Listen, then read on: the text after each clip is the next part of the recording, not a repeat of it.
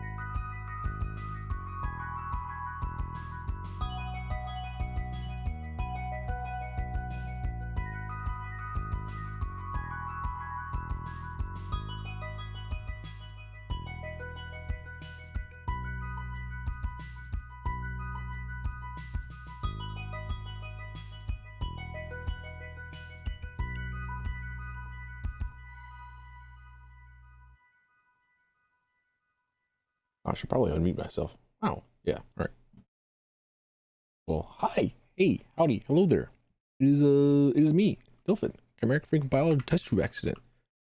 What do I got today?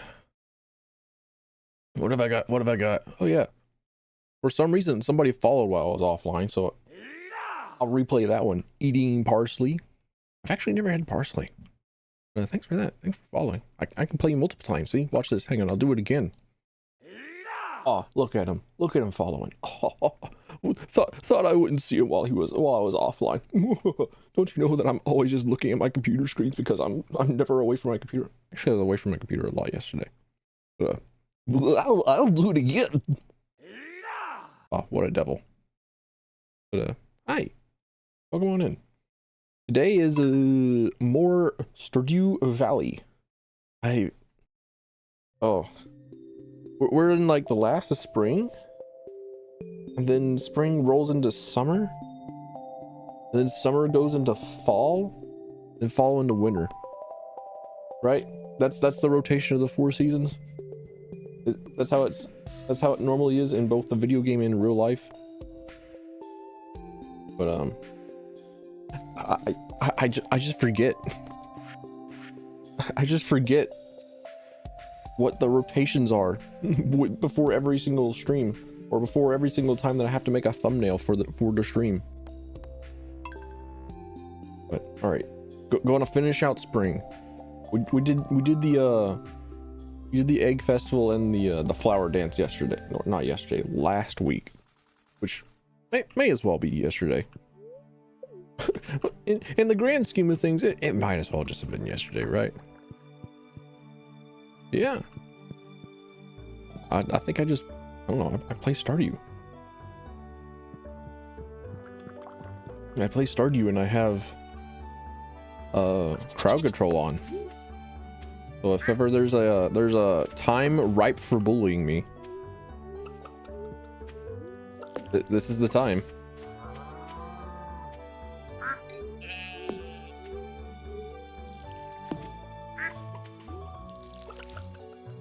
I'm looking at my bean fortress now, and I'm like, man, I hate the organization of all the sprinklers. The sprinklers are not organized. I hate these sprinklers. But I don't think I have a cat update today. I don't think I have a kitten update because the kittens haven't really done much to be updated. They have simply been continuing to grow, and grow they shall. Because their mom was already like pretty small. Yeah, the cat that birthed the bunch of the kittens was already pretty darn small. However, the kittens are now large enough to be almost the size of their mom. If that gives any indication of how small the mom is, she was pretty tiny.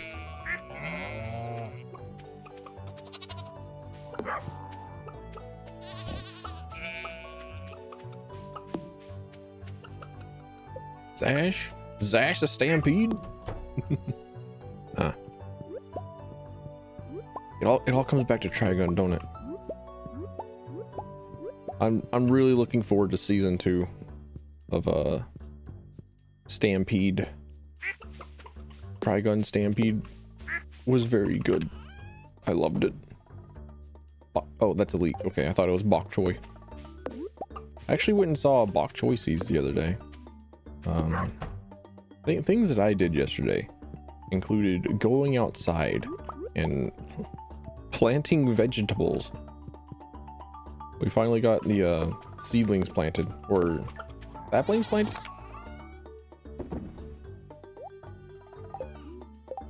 You know, just the things that we would be planting.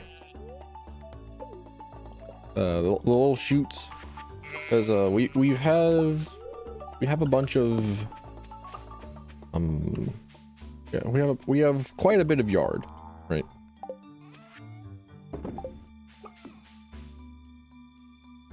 Oh my gosh, hang on, what am I? I'm still getting my brain together. Actually, hang on. We just like let me go and grab a drink. Hang on.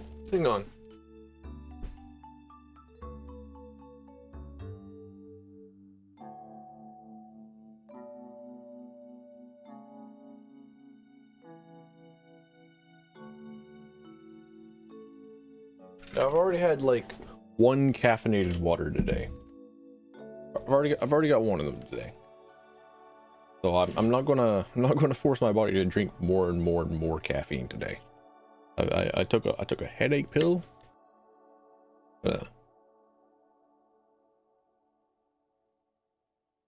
Took that headache pill. Drank the caffeine water. And I'm gonna put on that fishing music playlist. This one. Love this playlist. Big fan. Let's see, who does it show the name of the guy that made the playlist? Yes, okay. Stupid Fat Fish. I see. the guy's name is Stupid Fat Fish. Let me my sign up and the words on the sign. There we go. 'Cause I forgot that for some reason. Now let's see. What are the goals? What are the goals at the moment? I think I'm going to collect leaks for George in the community. Wait, does Pam already love us? Yeah, Pam loves us. Pam loves the heck out of us. All right, never mind. We don't need to give her a darn thing. Harvey? Ooh.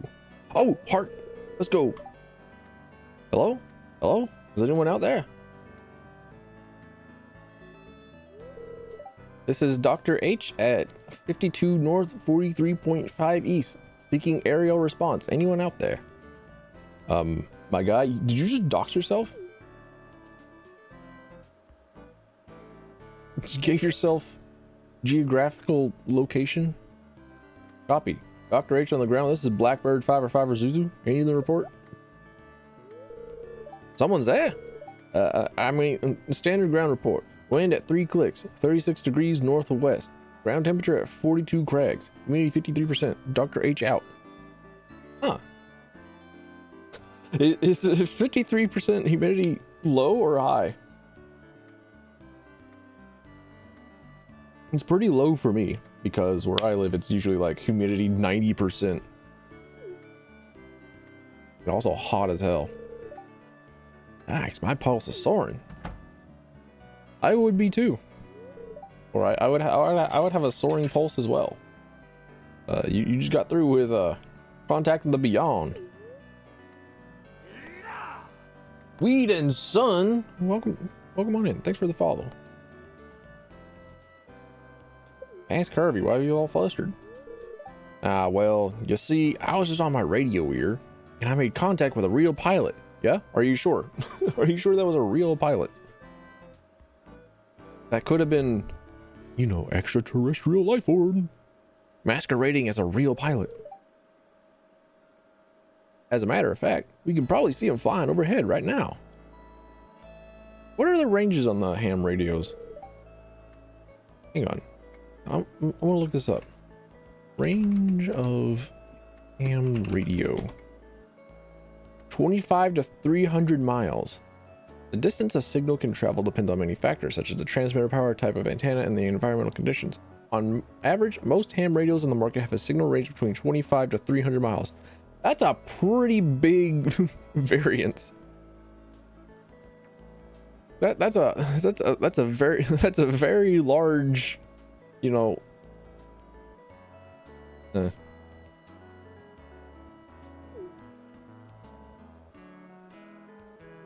25 miles is fucking huge. Yeah. Look over here.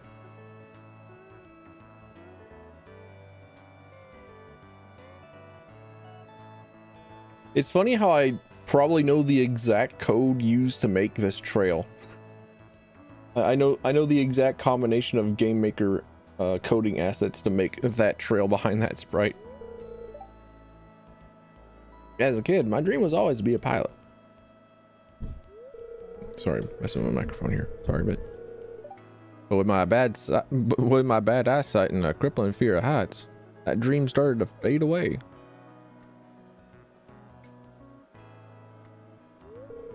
It's okay. Don't be sad. I've grown to accept my station in life. Not everyone can achieve their dreams. That's just the way the world is.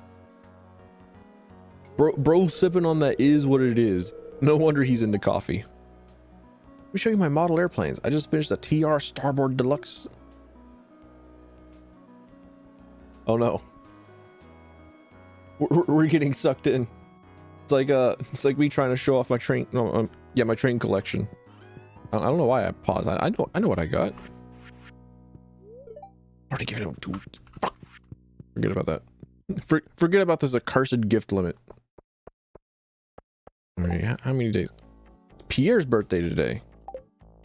Give him coffee. He'll appreciate that. Oh wait, do I have a diamond? I do not have a diamond on me. Remember my birthday. Thank you. This is great. Hell yeah. I don't exactly know if he liked coffee or not. Hold on. I can check. Pierre. Yeah, he liked coffee. All right, cool.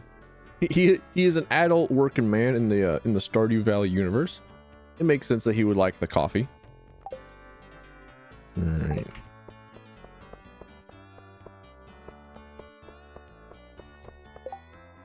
And then it's Emily's birthday tomorrow.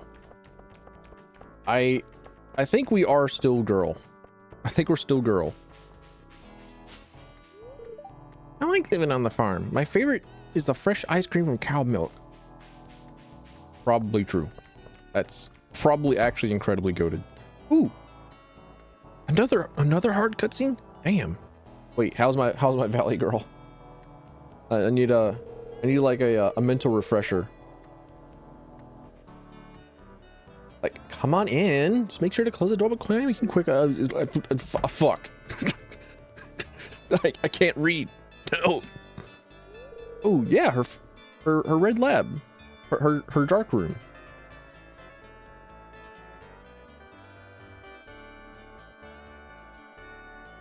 Elf, you're here.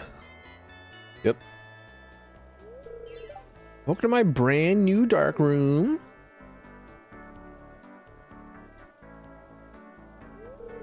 So, what do you think? I've seen better. we now have we have now pulled off the veneer of being kind to her and trying to force our way into her heart. We can now be absolute trash to her.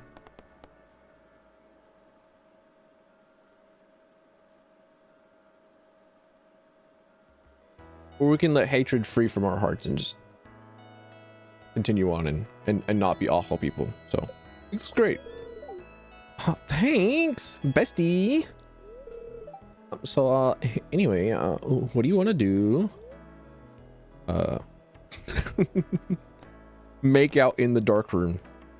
You know, that would probably be like a pretty sick scene in an old cyberpunk noir movie, like Blade Runner, where they have like really heavily accentuated lights. And I don't know, I'm just thinking about like way back when there was a show that I watched, well, not, you know, actively, but there was a show that sometimes appeared in in my grandparents' living room, and it covered like movie reviews and the like. And one of the movies that it covered was the original Underworld movies. Yeah, in the first Underworld that was released in 2003, they covered how they did the sex scene between the main character and another character, like and it was like, oh, how do we get away with this on national television? How do we do this smoking hot sex scene? And I was like, oh, cool, neat. And I don't know, there was something about like the blue and black of the colors of the entire film that I didn't particularly care for at the time, or like it struck out as me as like, wow, this movie is only two colors, including the sex scene, which I'm pretty sure that I was not supposed to see at the time, but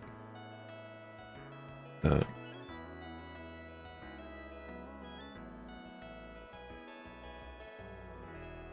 don't know, I remember that. Anyways, let's decorate. Okay. She wanted us to go kiss. See, she wanted the kiss. She wanted the sloppy makeouts. So that's like the best thing you can think of doing right now here in this small room with me. Interesting. I mean, I'm faithful to Maru. Shut up, Haley. Shut up. Hush. Come in, Tilf. I want to show you something. Like what? Oh man, there are so many heart quests today. We're starting off the first like 30 minutes of the stream with so many heart quests. What voice did I even give to Emily? What did I give her? Normally like the first hour of the stream is me being a little bit quieter, maybe a little on the low energy side, because I don't trust the other people in my house to not hear me. I don't trust the acoustics of this house. The way this home of mine processes sound is such a mystery. I don't think that L from Death Note can solve it. But here I am, having to raise my voice for voices. It's my secret hobby. I've been practicing this for months. Now sit back, relax, and allow yourself to be carried away to a better place, okay? I could probably give her like the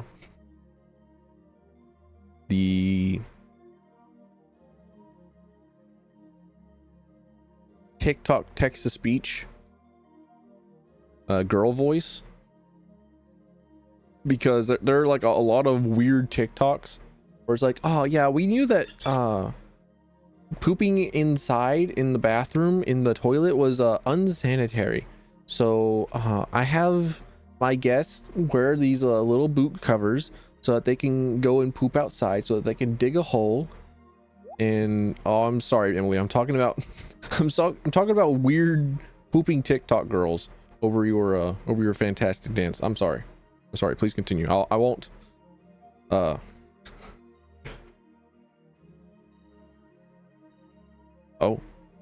hang on. No, wait. I can't play that song that I was thinking of. The A-Lamals are back. I was going to play a weird song.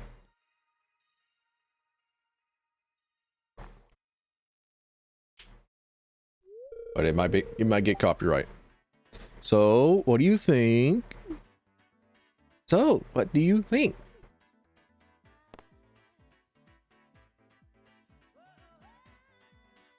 You have so much courage. Do you know how difficult it is to perform for exactly one person? Do you know how difficult it is to put like a concert on for exactly a single person? I will commend that. That was quite a workout. I haven't been this sweaty since I ordered the pepper platter at Abigail's graduation fiesta. Well, I'd better take a shower. Thanks for watching. Please leave a like and subscribe and follow on the TikToks. Which, damn, I haven't opened up my TikTok in a fucking while. Hey, Kent. I've already given him gifts. Shit. Well, back to the woods I go. Also, this music quiet. This music hella quiet. Hold on. Ah, Dreamcast, Sega bass fishing. Hell yeah. Hell yeah, hell yeah, hell yeah. Alright, let's see. I want to play Dreamcast games. I want to, man. I need to. I need to pull my Dreamcast out of the whatever closet that I threw it in. I don't know where it's gone. I don't know where my Dreamcast went.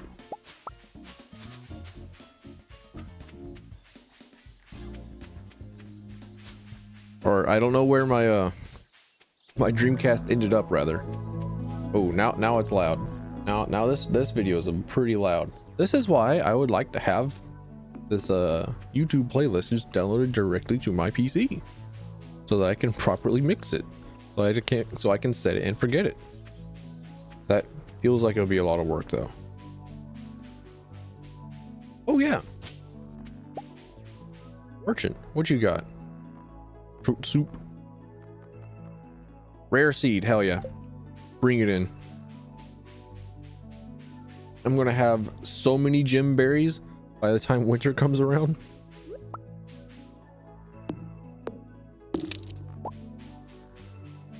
Now let's see.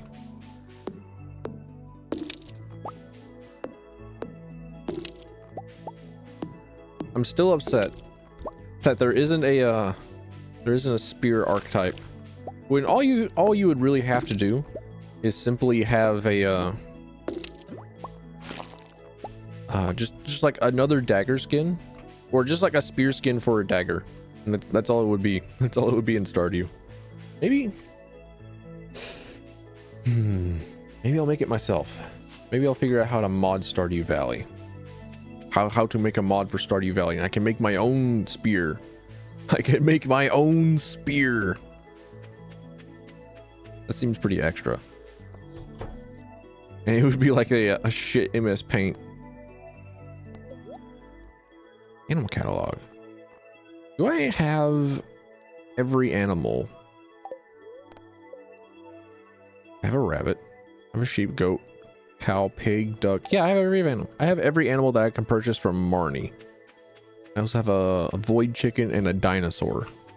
And I'm going to be phasing out dinosaurs. I mean, I'm going to be phasing out my chickens to replace them with dinosaurs.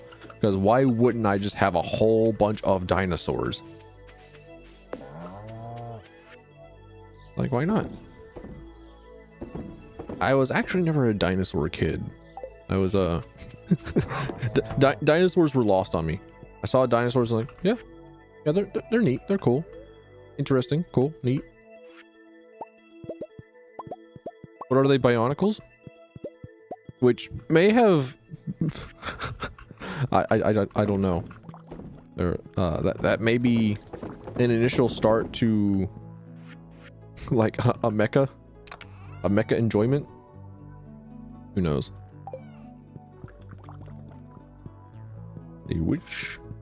Which place is it that I have stored my...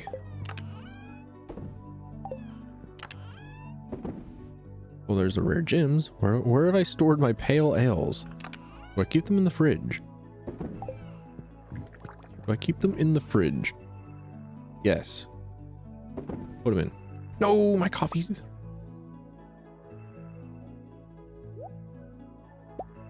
There we go. I need to keep them coffees on me, just in case someone needs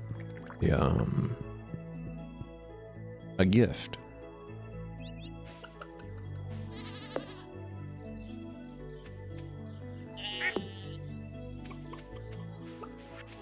Speaking of coffee, hit me up with that triple shot espresso. An espresso is a coffee that has a lot of milk and sugar in it, right?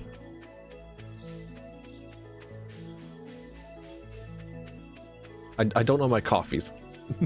My uncle more like robots conceived involving the mecha. Is mecha not robots? Huh? Are mechas and robots different? Are they classified differently? Sorry, I'm a hyper casual. I'm a closeted mecha fan because I don't want to admit that I like mechas. But a lot of the stuff that I like just happen to have mechas, such as Titanfall.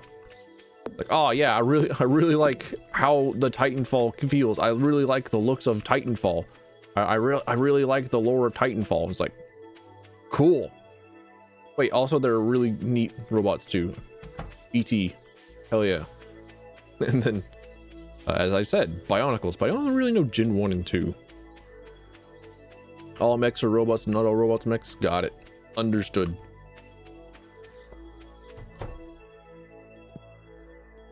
All squares are rectangles, but not all rectangles are square. I think that's the expression. What am I doing? What's going on with me? what are my goals? My goal is just like wait for fall. The goal is wait for fall so that I can actually like finish out everything. That's all that I'm missing. So until then, it's like I don't know. It's whatever the hell I want the world to be. Lewis, take this coffee. You're a little on the loud side. You're a little on the loud side. Hey, Noidbag, welcome on in. Thanks for watching the Steambot Chronicles video, by the way. I appreciate that. I was not expecting it to get more than like 10 views because I don't know, maybe 10 people in the world have heard of Steambot Chronicles.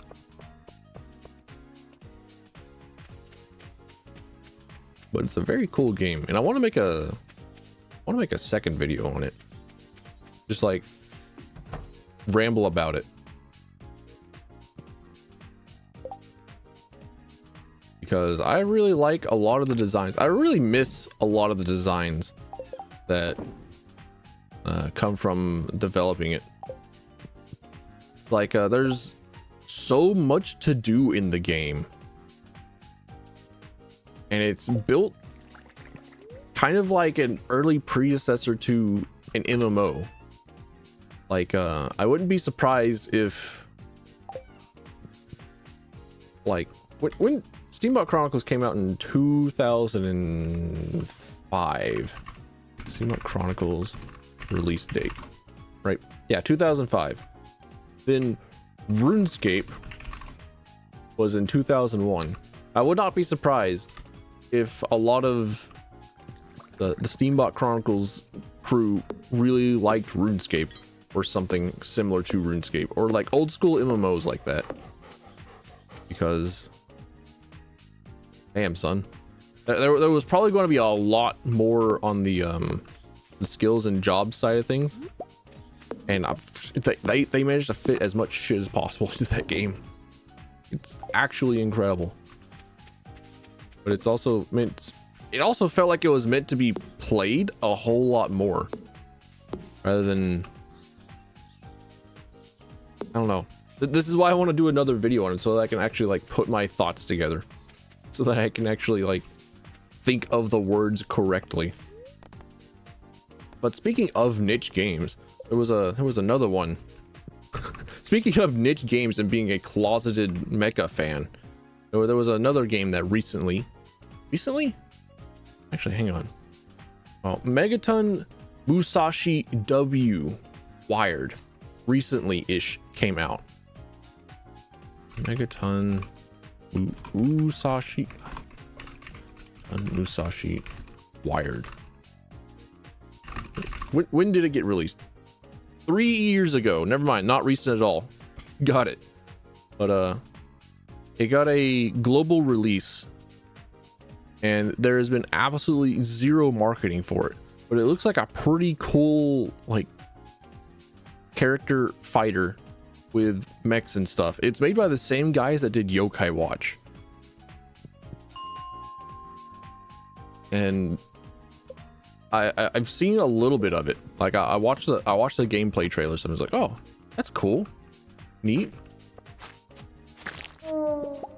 It doesn't exactly look like my kind of game, but at the same time, it still does look pretty darn cool. I just hope that there's an option to turn off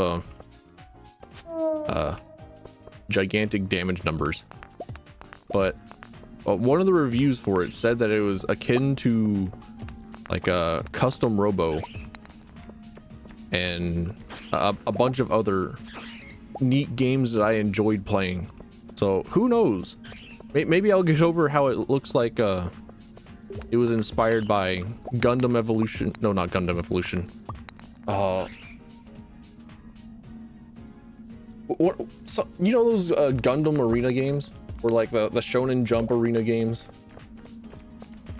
made by Level 5? Yeah, those guys. I know that they've done more than Yokai Watch, but Yokai Watch was the one that came to mind. But yeah, Custom Robo is my fucking jam, dude. Speaking of closeted mecha fan, Custom Robo my fucking jam. I like how the game feels. There's a game made by the same guy called Synaptic Pulse. Sorry, Synaptic Drive. I'll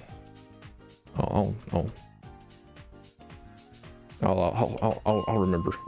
I'll probably remember the name at one point. So yeah, I really love this game. Checks notes. Name of game.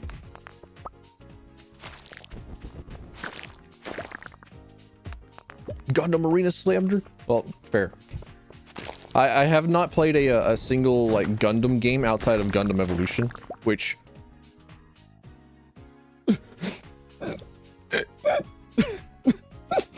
Bandai Namco, fuck you.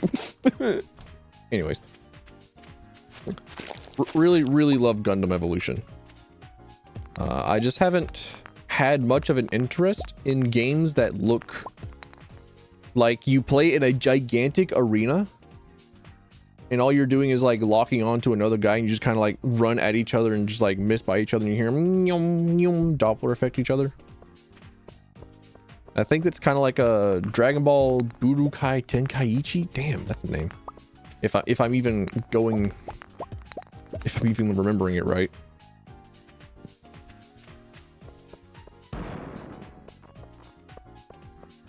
And then there are like a lot of Shonen Jump games that have that same sort of style.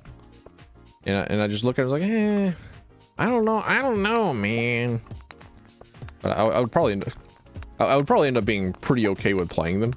I would probably really like those games if I just like gave them a chance, but at the same time, like, it looks, you know, Yeah, you know. Like I see an RTS game and it's like, oh, my brain too tiny to process bird's eye view. Unless it's like Brutal Legend, and like, hell yeah, Brutal Legend. I could process that bird's eye view because I can just always go from bird's eye view to third person beat 'em up.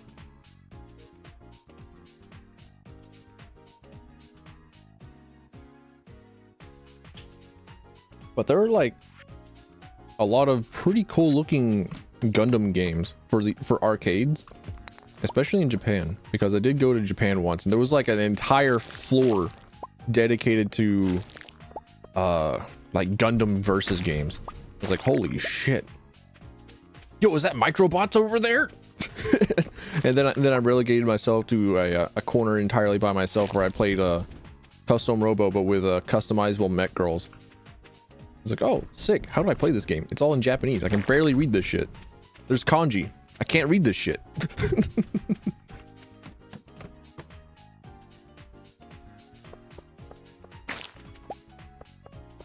But like lies and character action, it has like a lot of stuff going on. It's like it has like genuinely really cool like lore and stuff. It has a really cool world building, and then it has like a mixture of wacky weirdo combinations of heavy metal culture, and then like most of the shit in it's like referential, right? It has a very specific audience. I'm the audience. I can't get to my bed. My cat takes that side of the bed. Understood.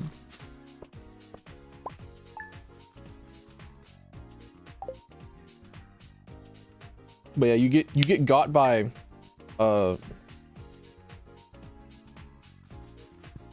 into Brutal Legend, thinking of like one specific thinking of one specific genre, and then the game goes from beat 'em up to explore the RPG to third person RTS. I was like, huh, how do they make all of this work? Hey there, Apollos, welcome on in. Welcome on in. It's nice to see you. Oh, ow, ooh, oof, my bones. But Lloyd Bag, you share a room with an artist. Look at him. Look at me. Look at what Apollos has done for me. Oh, on my refrigerator, there, easily accessible. Oh, look at that. Oh, look at me. Look at how I would look like I command a ship of some kind. Oh, darling. Oh, easy. Nice.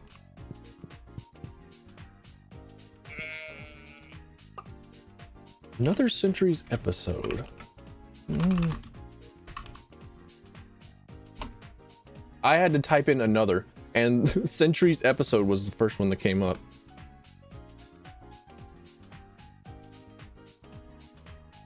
Tactics RPG game.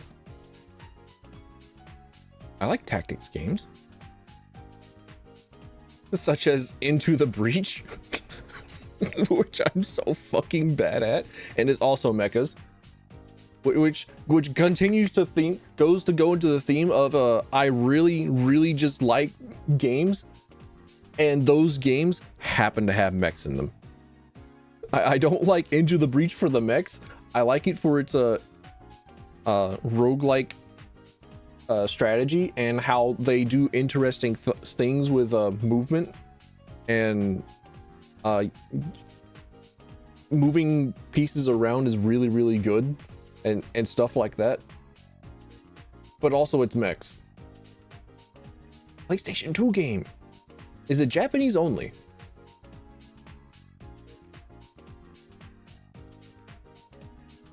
Because I might still play it in Japanese. Sadly, yeah.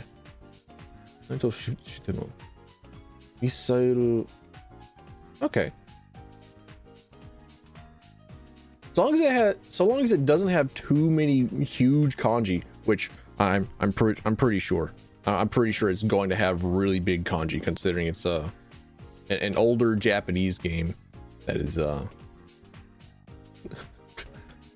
focused around mechs in space. But I'm pretty sure I could probably still play it. Not a single one of these? God, look, shit. They don't know. get one of the get one of these mech characters into like Smash Ultimate, and it'll have like the Fire Emblem effect, where it's like the West did not know what the fuck a Fire Emblem was,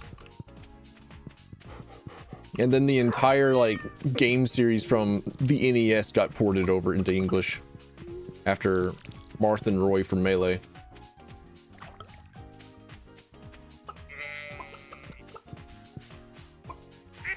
I'm a mech enjoyer? Probably. I probably am. I just don't know how to admit it, I suppose. Because here's the thing. I don't appreciate mechs for their mech designs. Usually they're like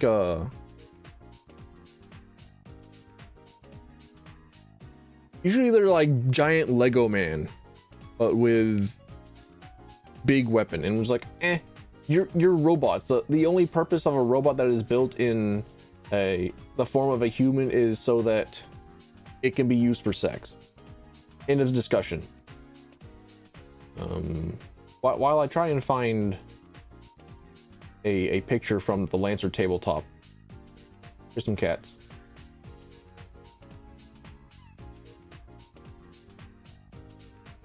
Let me scroll through my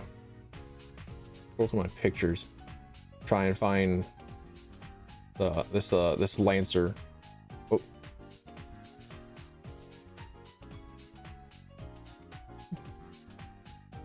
The Lancer tabletop has a lot of really cool mech designs, which is unfortunate because it's a tabletop, so you're never really going to see it. It's all in like Theater of the Mind, but in the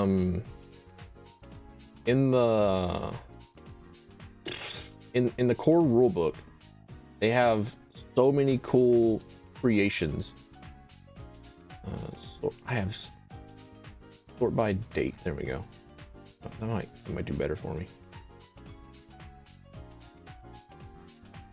You do not sort by date at all. Thank you, Windows. Very cool. Okay, here's one. Here's one for you. Here's one of the mechs in the Lancer tabletop.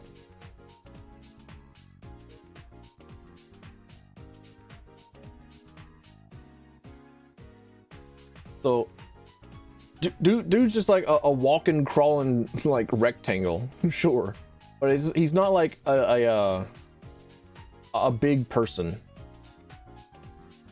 and I appreciate that. I have, I think I would probably be, I think I would be better off just like booting up the core rulebook for Lancer and just like screen grabbing them. But yeah, there are like a bunch of really super cool mech designs in Lancer tabletop. Kid Bash Lancer mechs out of Warhammer Gundam bits. That makes sense. Yeah, that feels appropriate,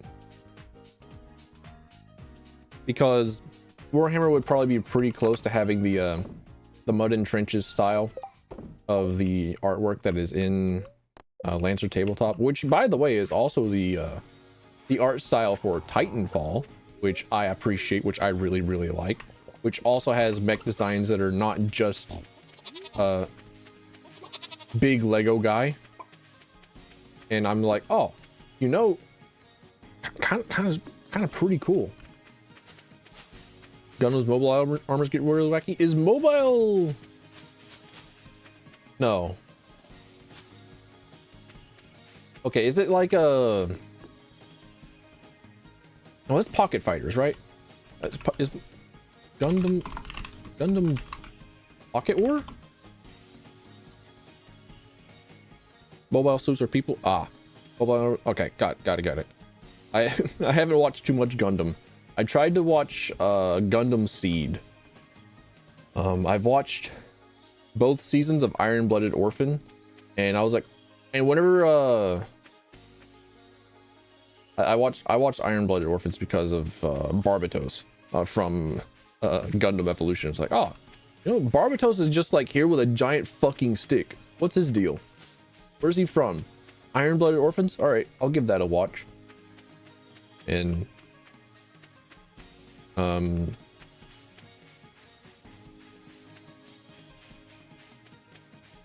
it was neat. I liked it. Whenever the only time that I really liked Barbatos.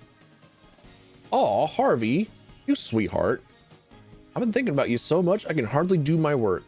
Lamau, I'm taking up your brain space. But I saw the Barbatos like with the tail at the end of the second season. I was like, all right, I want that one. I want that Barbatos. I want more of that Barbatos. I want more of that I want more of that feral non-human Barbatos. I want that one. I want that. But we get that for like 5 frames.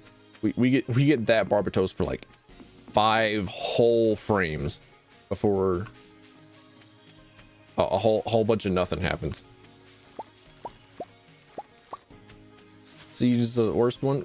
See, I watched because a few other streamers that I like to watch have Seed as their favorite, and Seed and Double O are the two that are described as the ones that women really like.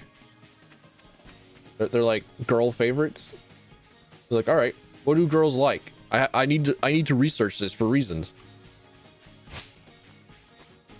And it's like, okay, yeah, I think I get it. With the angsty relationship between Ashran and Kirito Yamato Jesus is like, yeah, okay, I get it. There's a reason Naruto and Sasuke carried like the Naruto fandom for a very long time. Yeah, I get it.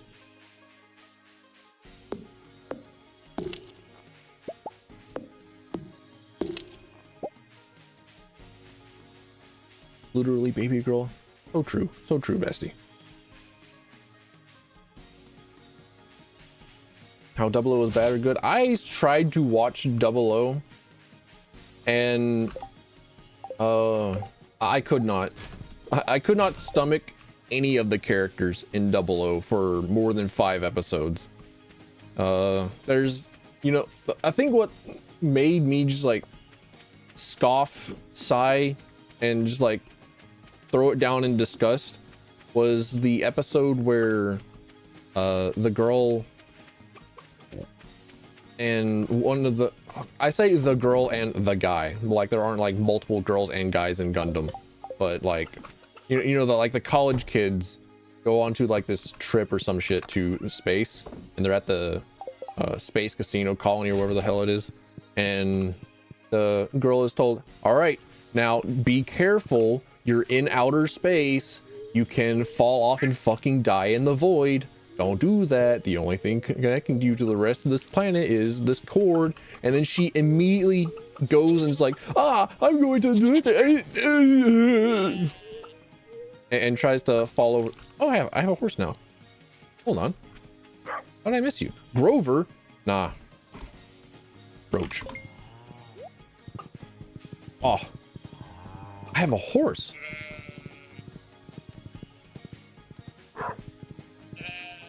This is a first for me. I've never had a horse before. I have, in my 200 hours of playing Stardew Valley and across 6 save files, I've never gotten a horse. Let's fucking go. I need to find a mod and see if I can't change the horse into a bicycle. I would like that a lot.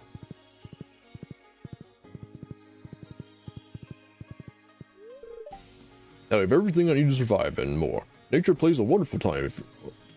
Oh, tune. I can't read.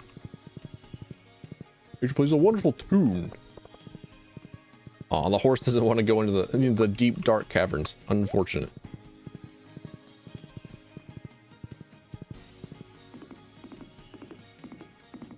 But, there was the episode where the college students go and the girl immediately tries to be fucking stupid and fall off the world.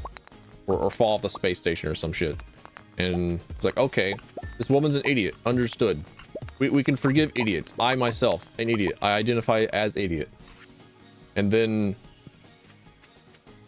later, the same girl was like, oh, we're about to die. I need to tell you something. And then, you know, Deus Ex happens, and she's no longer about to die.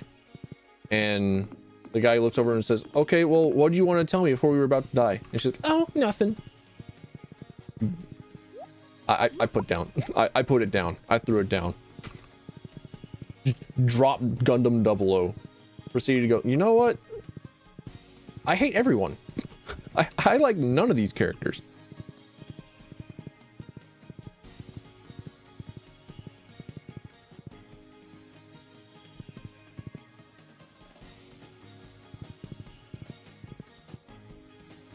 Basically, the Gundam for everyone. I would hope so. With how much Gundam there has been for the past 40 years. I want to go and find the Gundam that is like a windmill. I also want to do... Oh, Haley greets you with a smile. You notice that she's wearing her great-grandma's bracelet. Thank you, DM. But I want to find the... Yeah, G Gundam. I want to find that one. And then I've also been interested in Pocket Wars because, again, childhood robot enjoyer being spawned. There was an anime called Angelic Layer, which was made by the same guys that did Card Captor Sakura. And I watched that one as a wee lad. Never got through because I didn't finish. Well, I could never catch it. So the only time that I could ever watch Angelic Layer was from bootleg rip tapes from my aunt, who also watched anime. So I never finished Angelic Layer, but I was like, oh, cool, little robotics. And they're fighting. It's just like my favorite video game, Custom Robo. Hell yeah! So I wanna give Gundam Pocket Wars a watch because it reminds me of that. Dropped Angelic Layer, fair. But I imagine that it probably doesn't go over very well, or it probably just like stagnates, or it continues to like do the same shit over and over again because it is an anime of all time. Hold on, this music is driving me nuts. I've been listening to that same beat for the past 10 minutes. Please stop. I don't know how the other streamers do it. It's just like, yeah, I'll listen to the Usada Pecora beat for like 10 hours. Do I mean War in the Pocket? Possibly. There's might as well. War in the Pocket. It's like there's the Gundams that have like the toys. I don't know. Their Gundams are like toy sized. So maybe not War in the Pocket. Because I'm looking at an image of it and it's like, oh, the Gundams are larger than this child. That can't be it. New stuff? I have no idea, my guy. I am a super hyper casual. I just know that there are like 5 different timelines for Gundam, and I imagine that the Gundam Gunpla that I do own, that I brought from Japan, of my main from Gundam. Where'd you go? Hang on, I need to investigate this. Hold on, where'd he go? Where'd Methus go?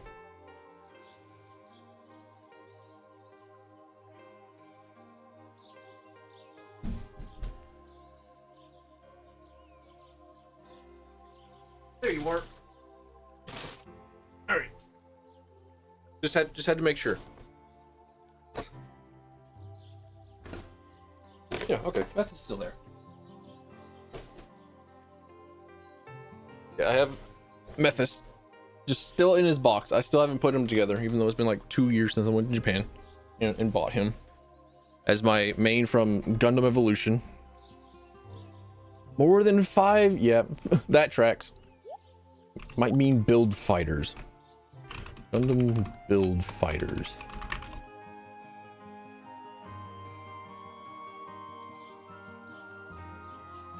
Yep, that seems about it. A series built for new Gundam fans. Gundam build fighters. Okay, well, I am new. It could be for me. Like how I enjoyed Iron-Blooded Orphans. Also probably a Gundam series meant for new Gundam fans.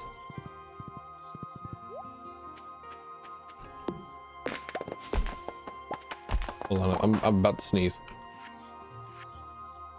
It's there.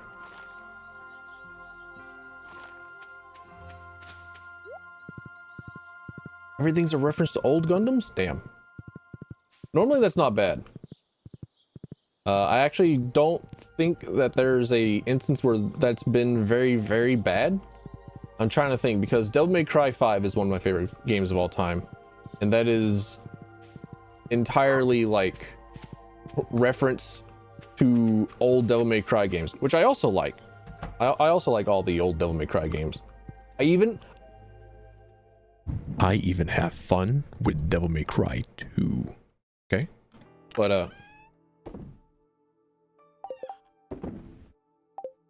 need to go to clan, right?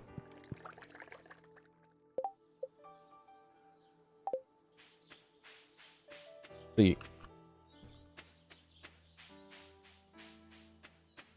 Final Fantasy IX is reference to pretty much every single previous Final Fantasy. It's also one of my favorite Final Fantasy games of all the Final Fantasies that I played, which hasn't been all of them, but quite a few of them. I gotta eat the tree? True. Cinnamon's tree bark. Is it? Is cinnamon tree.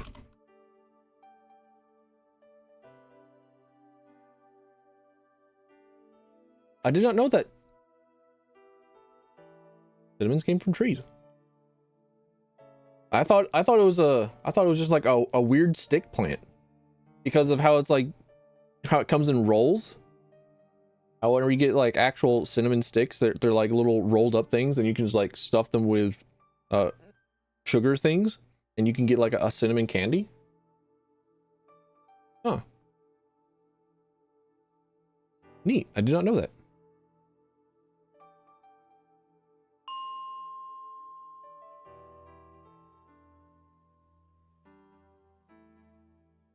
Tactics 15, 14, 16. And 1? Throwing it and 1 is like, oh, that's the weird part. 15's not bad. I wasn't very interested in it whenever it came out because I saw that it was like, well, no, I was interested in playing it because I saw late game like fighting an iron giant for like 5 minutes, and I was like, oh, that looks cool. Look at all that shit that you can do. And then I started playing the Pocket Edition on the Switch because I was like, oh, look at that cute art style. I like that. I like that. And then I got incredibly fucking bored because I had to play the rest of the game before I got to really cool character combat, because I am a terminal Devil May Cry button pusher kind of guy. Like, my team in Marvel vs. Capcom is either Trish, Dante, Virgil, or Taskmaster, Dante, and no wait, Ghost Rider, Dante, Virgil. No, god damn it, me. Ghost Rider, Taskmaster, Dante. I have 2 different teams because I like the idea of the ratio tournaments, but every single ratio tournament in Marvel vs. Capcom 3 has Virgil terminally banned. But I also feel bad about playing Virgil because Virgil is disgustingly overpowered. But 16 I have yet to play. Speaking of Devil May Cry games, I have yet to play 16 because it hasn't come out on PC yet. So I'm looking forward to playing that whenever that's released. So like 15, 16, and 14 aren't bad Final Fantasy games, especially 14, because I've been meaning, or sorry, not meaning to, but I've been thinking of trying to do a New Game Plus run, or a New Game Plus playthrough, stream that, because it's been, oh, 5-6 years since I last played through a Realm Reborn, and whenever I did play through a Realm Reborn and Heaven's Word and most of Stormblood, I didn't pay attention to the story because I was just like, all right, I want to play my grind MMO video game and push my buttons on my tank character and do dungeons. Please send me to the next thing that I must kill. And then there was a cutscene in Stormblood where I was like, oh sheesh. And then I started paying attention to the story afterwards. But before that, it was like, this woman wants to fuck a dragon. Go ahead. What's stopping you? The church? Fuck them. So I've been wanting to do a New Game Plus series of streams, but I don't know how New Game Plus works, and I haven't had my subscription up.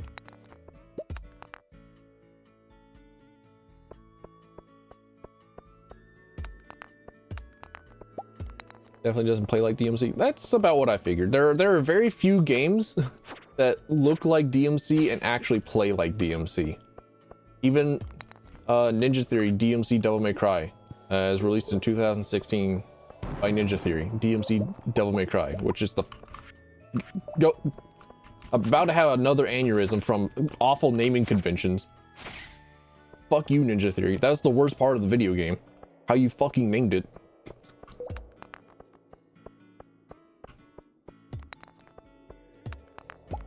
But everybody says Bayonetta is Dante but with legs. And it's like, no, Bayonetta, I'm now locked in. I could not retreat if I wanted to. Got it. I blocked in by staircases. What a coincidence. But Bayonetta is always described as Dante but with legs, and that probably usually goes for Devil May Cry, but I would honestly describe Bayonetta as what are they, the Muso games? Yeah, it feels more like a Muso game that you have to think, because all the combos in Bayonetta are just like light, heavy, light, heavy, light, heavy, light, heavy, light, heavy, light, heavy, and you just like mix between the two. Oh, I wasn't paying attention at the time. Whoops. Whoopsie. Oh well. What are they gonna do? Drag my body out?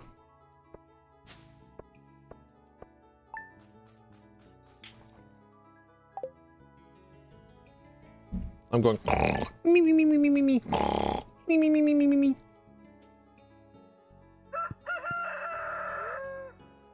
Queen of Sauce. Greetings, it's I, the Queen of Sauce, here to teach you a mouth-watering dish from my secret cookbook. This week's dish, Loki lunch. Shut up.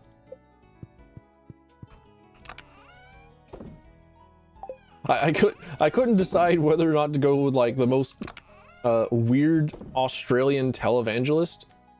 Not televangelist. What's television personality? Like Billy Mays or Vance? I don't know. What? Oh, I got all this copper ore for Clint, and I didn't decide to visit him like one day, and he has decided to close up quests. Unfortunate. His loss.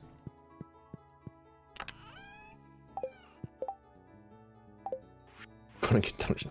That implies that there's going to be somebody else in the mines that looks at me and says, you know what? We can eat this guy. We can eat him. Like, well, how do we prepare for cannibalism? Well, did you know that humans taste like pork? Yeah, all right, Joja. Fuck off. I'm such a good neighbor. Oh yeah, absolutely. I don't bother anyone. Well, actually, I bother everyone. Everyone all the time.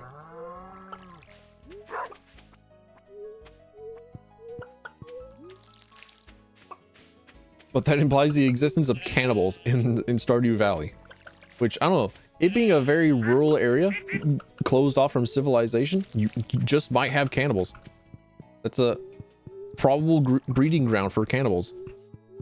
All right, turtle. Hope you liked getting watered. Got my pet dinosaur. I love him. I'm going to phase out all other chickens that are not my void chicken, and I'm going to replace them all with dinosaurs. That's the plan. That's the goal.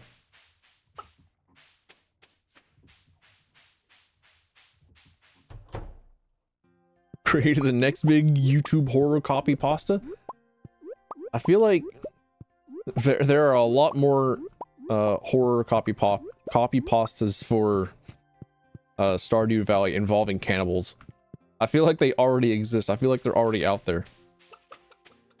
And you know, like there's definitely several that are like, oh, you're in purgatory. The main character's died, and this is all a dream. Like, of course, it's not a proper copy pasta community without the main character already dead. Ooh, Ben drowned.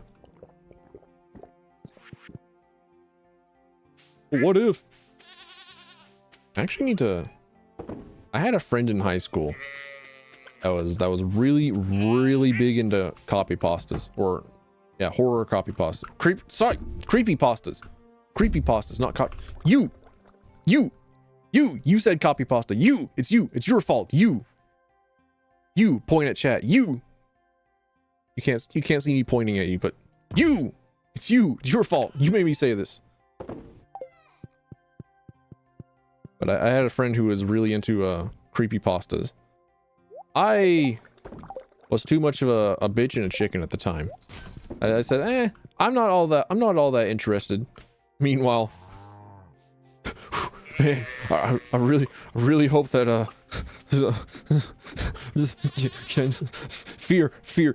But nowadays it's like, all right, well, I've already peeped the horrors of the actual universe. Why not man-made universes? So I might read up on them at some point. Cranberry candy eel? No, I need a walleye.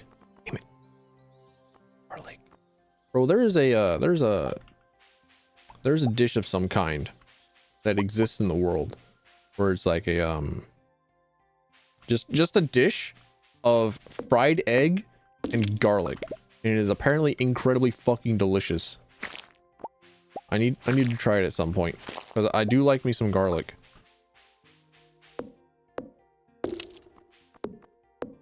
And I need to utilize garlic more often. The only problem is peeling off the damn garlic skins. I saw the price of pre-peeled garlic, and I was like, you know what? I could be convinced to spend an extra $2 on garlic that's already peeled, because of how much of a pain in the ass peeling garlic already is. I haven't learned super peeled garlic tech yet.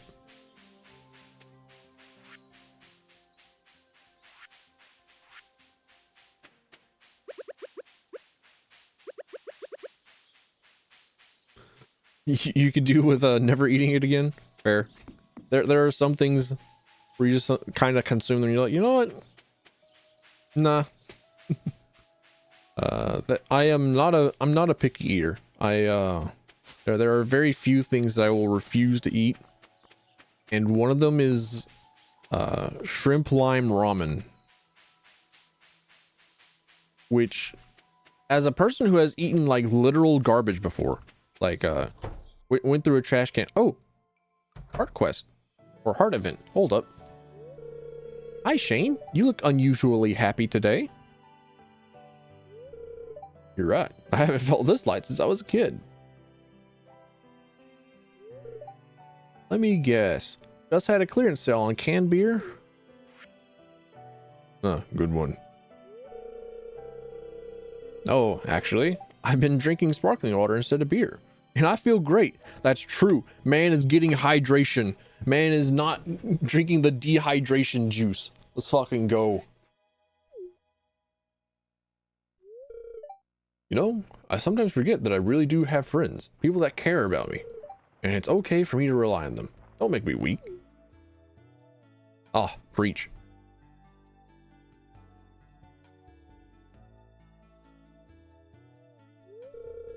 Hey, Jess, got something for you.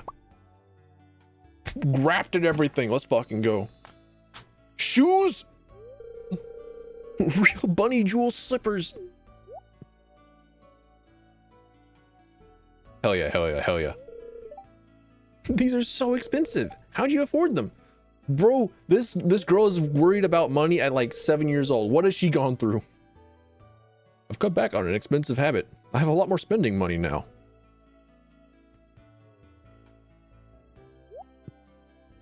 Yo, did I just get like 2 heart events in a row? Excuse me? He's in the barn. He said to tell you he wants to show you something.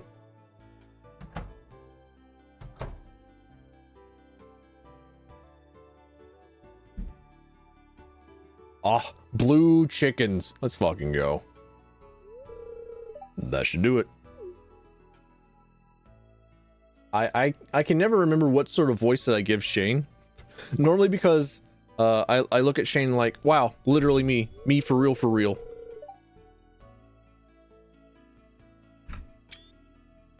It's a perfect home for you hens. We'll have the best eggs in the whole valley. Fresh and healthy with rich golden yolks. I like those pale, sickly Georgia eggs. That's true. The healthier and richer the egg is, the more like deep yellow it is. The more deep yellow the yolk is. No, Charlie. I was thinking. A guy like me is always teetering on the edge of despair. Know what I mean? But you and the other hens are going to keep me upright from now on. I know it. What's wrong? Too much pressure?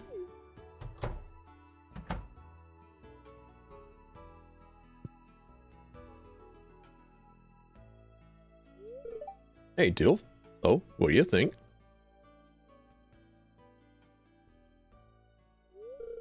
My special blue hens. I've been raising them in secret for the last few months. They've not seen the light of day? Shane, how could you? Well, I won't be living here forever, and I wanted to pass something on to Jess. I've been teaching her how to care for them. I want to feel like I'm not just a leech on the world. I want to contribute somehow, even in a small way like this.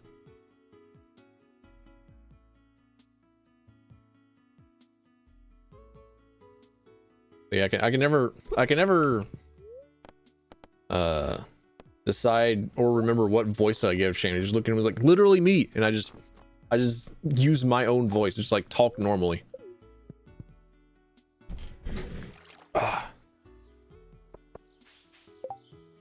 Anyways, I think that was the last hard quest from Shane, which is unfortunate.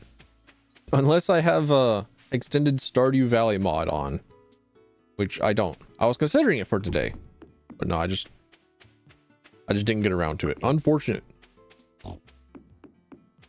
Artificial colored yolk, yeah. There's also a lot of the reason why a lot of the eggs are very, very white is because they actively bleach a lot of the eggs. But I think that might just be an America thing. Could be wrong. Could be wrong. But that does seem like a very America thing, because I was watching another streamer, and well, it was a collaboration between Yap streamers, and one of them was from a European area, I think the Netherlands actually, and she was talking about like the difference of colors of yolks and eggs and such. Oh, neat. All right, I've got 12 rare seeds. I am so ready for fall.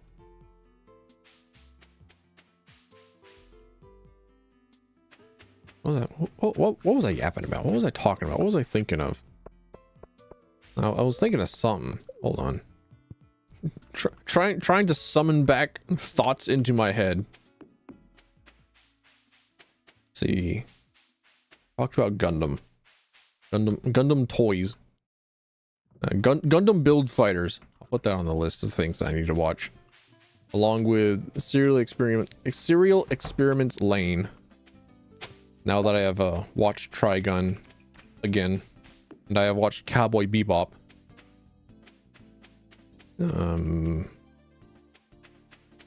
Sonic Boom, that's on the list. Lane Rules? I'm hoping so.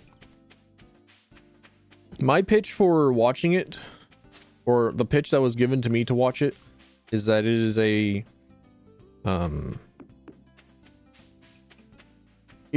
anime that aired in the 90s that talked about the effects that people could experience due to social media, and it's like almost prophetic. And it was like, all right, cool. That sounds like the boring dystopian that I'm looking for. That sounds like the boring cyberpunk dystopian. And speaking of cyberpunk dystopian, I still haven't watched, you know, what is it called? What is that? What is the anime? What? Ghost in the Shell. I still haven't watched Ghost in the Shell. For as much as cyberpunk is like my favorite genre of all time, I still haven't watched Ghost in the Shell. I'll never laugh, or I'll never not laugh at the brain dance tutorial that they have in Cyberpunk 2077, where they take a lot of effort to explain to you what the hell is going on, because they fully expect you to not understand what a brain dance is, or that you're experiencing a recording of somebody's perspective as they lived, and all the things that they have felt during that time of recording. And then they go through all that, and then just like, okay, chat, help, I don't understand. Brain too small, chat, help. And then chat zooms on by, it's like trying to explain it 5 words at a time. Why do I not have leaks? What did I do with the leaks?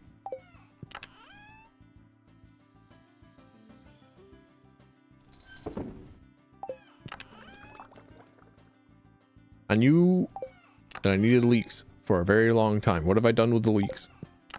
What have I done with the leaks? All right, well, never mind. GG's. The leaks are covered up, called fake. Time to throw myself off Twitter. Anyways. Running through David Lynch. Who is David Lynch? Do I know a David Lynch? Do I know the things that he has done? Dune? Okay, I read that. Wait, no. David Lynch is not the author of Doom. Twin Peaks? Haven't watched that. Heard very good things about Twin Peaks.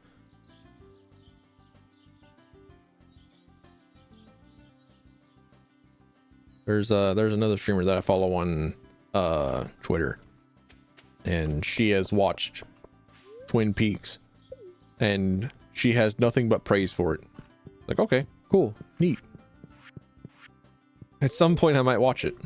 I don't know.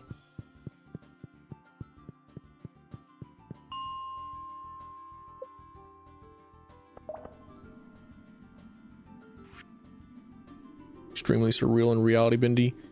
That sounds about right. Whenever I think like one of the themes of it is losing grip on reality due to you know, placing more importance on your online self rather than your meat space, which I have talked about before due to me hating cars and the disappearance of third spaces due to getting rid of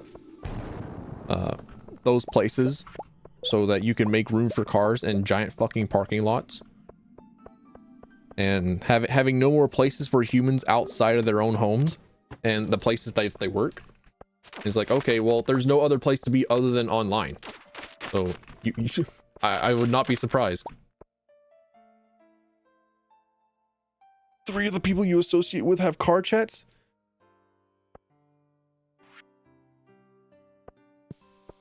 I come from a family of mechanics. Like, Almost every other person in my family is into race cars and into cars in general. I'm like the black sheep who does not.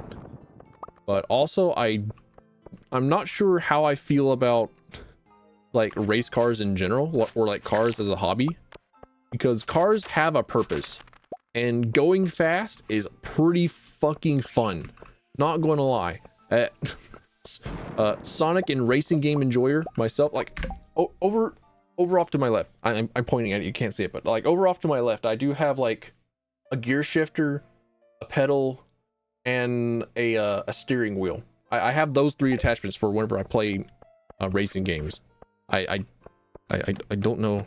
I don't know if they work anymore, but it's been a while. But one of my favorite games of all time is F-Zero GX. You want to talk about fucking going fast? Absolutely, tons of fun. But god damn it, cars should not be fucking default. Cars have a place, and that place is not literally everywhere. Like you can be a car enthusiast. You can appreciate the mechanical marvel that is the internal combustion engine and self-propelling whatnot, and all the techniques that come from watching Initial D and thinking, you know what, drifting's fucking cool. It's like, I'm pretty sure that if I went back and I watched Fast and Furious Tokyo Drift, I would still go like, oh, that's fucking cool, that's sick.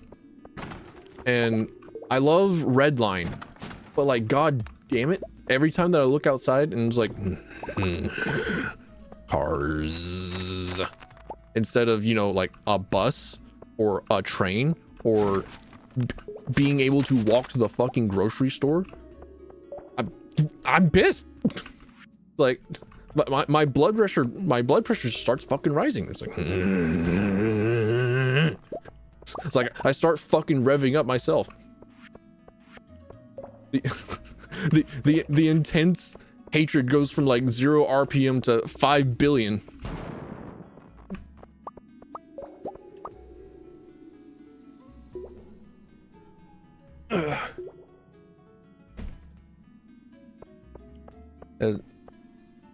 Yeah, at least you have that transit system.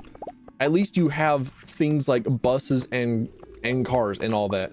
I don't. There are, okay, I'm an American, which is unfortunate. Zannen nagara, ore wa American desu.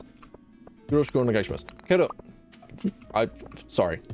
I started thinking about Japan and my trip to Japan, and all that I wanted to do whenever I was in Japan was just ride trains. I've talked about it. I might, hang on, let me take a picture. Let me see.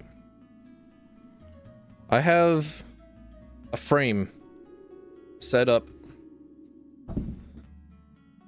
like a framed photo thing set up on my desk, and there are like 3 things in it, and one of them is a photo of a VTuber.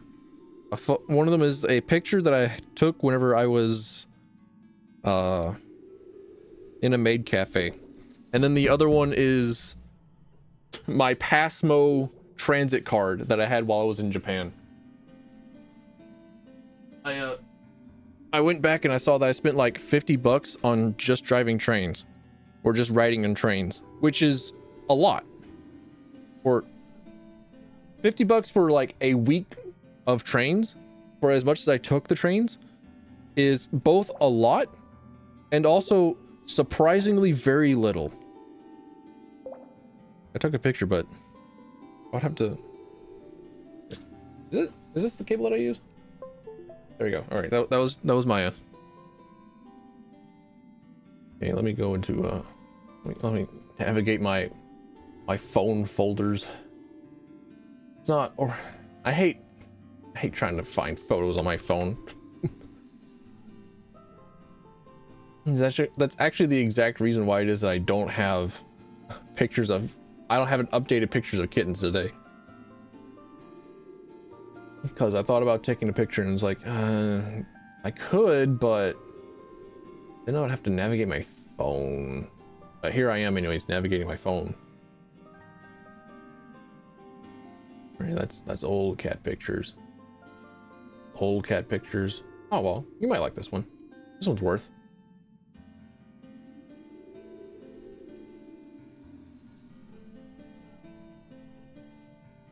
Nope, that's the bunny. Okay. She apparently had kittens. I mean, not kittens. She apparently had bunnies. She had little pet bunnies. But that's this little Siamese cat that I have. She hates everything except me.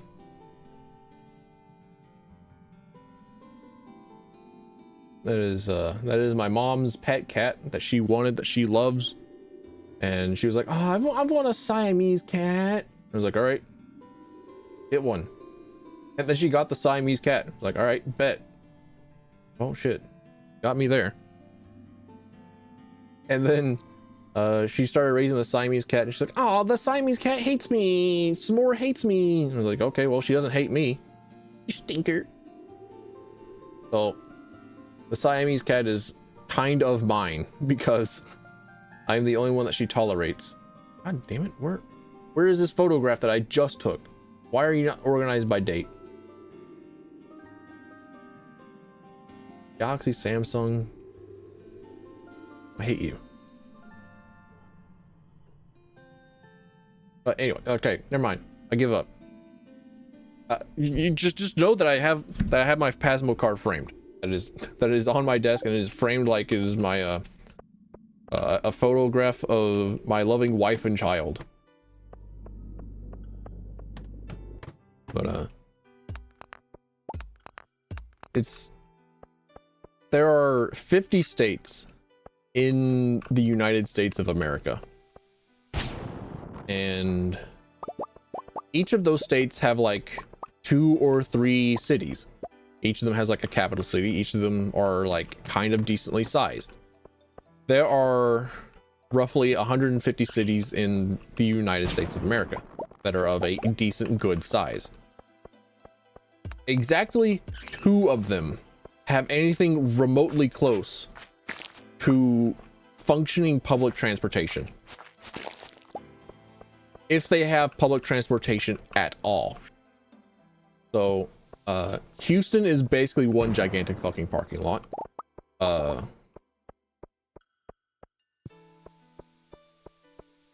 Places that have a downtown are literally just like one single lane.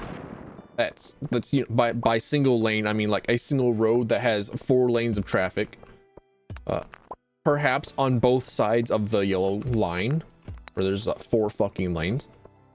And then they have like franchises and whatnot. And then we have invented the Strode, where it's a street and a road combined together. That is fucking awful. And it's mind-boggling that every time that you would say, "Okay, well, I want a bus," every time that I've said I want a bus, I've been laughed at. Because like, "Oh, no, buses wouldn't work around here, boy." And then I point at the gigantic yellow fucking brick that's coming down the road and carrying like 40 different kids from all across the county to their destination, which is like, you know, the school. It's like, what the fuck you mean buses wouldn't work? Guess I gotta go to the school board and say, "Hey, you got a bunch of hillbillies here that say that these buses wouldn't work." Like, mwah. He's like, "Oh well, shit, I guess he's right.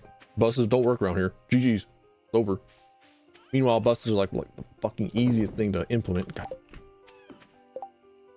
I need to get over this. I need to shut the hell up before my blood pressure rises. What the hell? Okay, that was a song. That was a YouTube video song. They have like weird waves as a part of it. Got it. Understood. All right, and now we go into summer, right? Now day 1 of summer in Stardew Valley appears.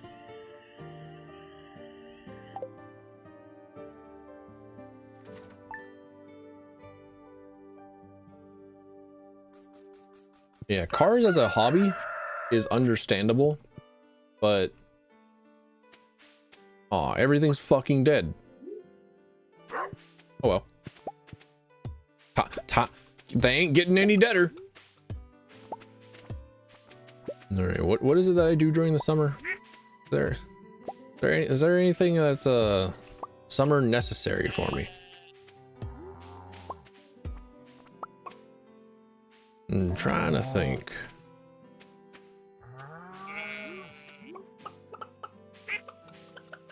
Oh, speaking of summer, yesterday I finally got around to getting all the plants planted. Well, not all the plants, but most of the plants. Got the seedlings planted. Got the little saplings planted. We have. Okay, I think I need to add context because I do in fact live on a real ass actual ass farm, and here I am playing the real ass actual ass farming simulator game. But in my real ass actual ass real life farm, we have now planted cucumbers, squash, eggplant, and tomatoes. So we finally got that going around yesterday. And today, after stream, I'm going to, well, no, it's not after stream. I'm going to probably wait until around 6 or 7 p.m. whenever the sun is not being a fucking deadly laser and baking the world. And I'm going to go out and plant that what? What are you fucking throwing in the river? Piggy? Video pause, continue watching, yeah.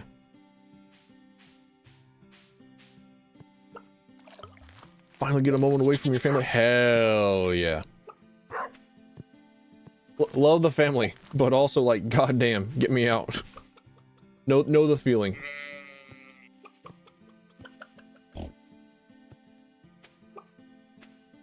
What if we smoked the tomato plants? Oh yeah, we also got potatoes planted. we actually waited so long to plant the potatoes that they started growing on their own in the kitchen. They were growing in the bag, and it's like, we must feed. Find us the light. Like, well, shit, we gotta plant these now. They're already growing.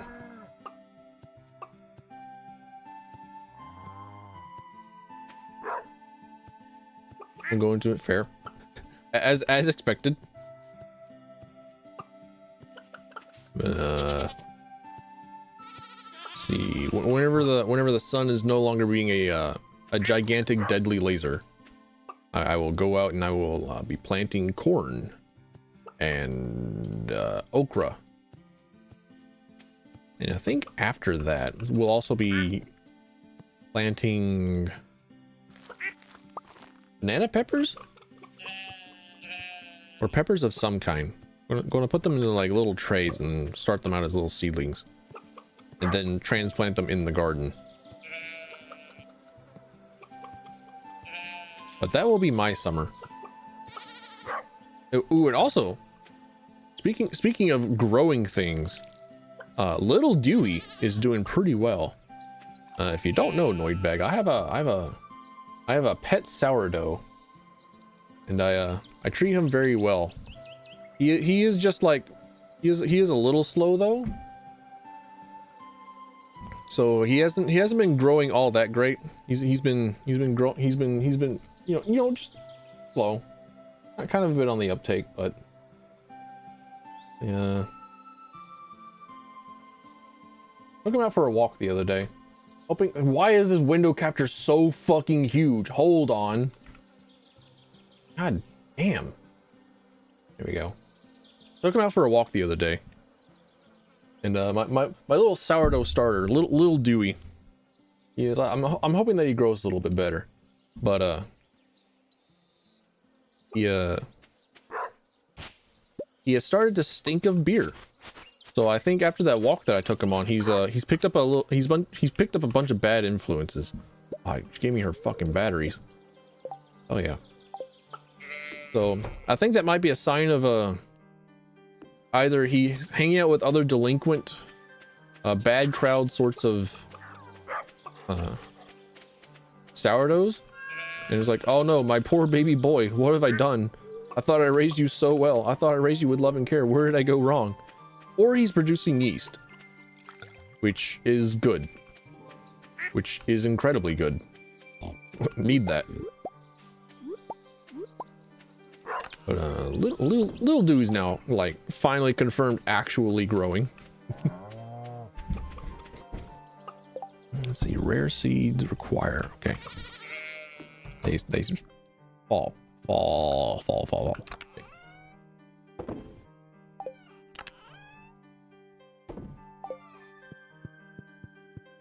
So it's been like 9 to 10 days since I started growing the little guy himself, the little Dewey, and I'm hoping he gets grown. I'm hoping good things for him. That's also on the list of things that I got. It's okay to get a moderate amount of sunlight, just don't get burnt. Take care, stay healthy. You got a horse? That's wonderful. Horses are amazing animals. Horse girl. I found some wild fruits this morning. She hates us. She hates us. What have you left? Uh-huh. Yeah. She doesn't like cookies. Not a real woman. I don't know this woman. I can't think of a single girl that doesn't like the cookies.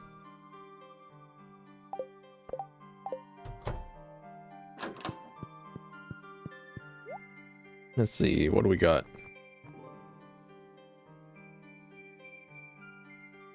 Horse girl to hard swerving into Transformers girl.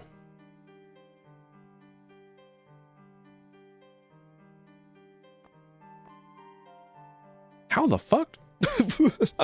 I'm thinking of the logistics of this and was like, huh? What?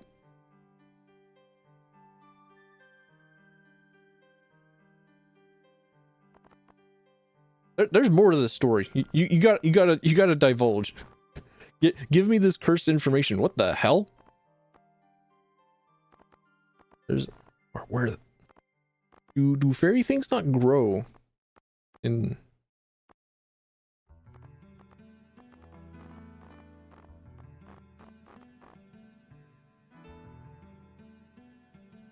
Stardew Valley?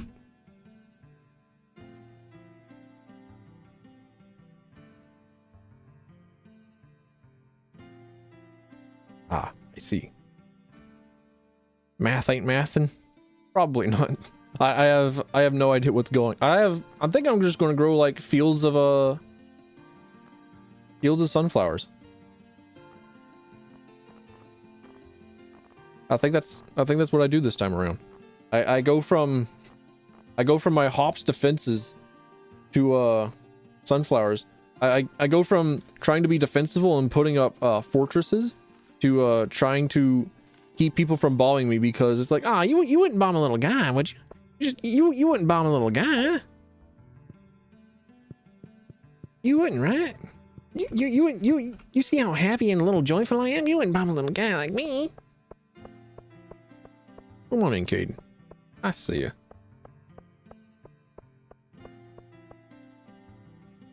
Watching Spirit and the one that she's all in on Megatron. Okay, well. fair enough, I guess.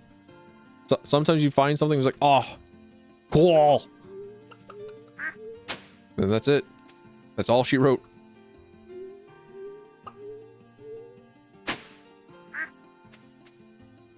Let's see. What did I ever have an experience like that where it's like, oh, I just like this cool thing. I just think it's neat.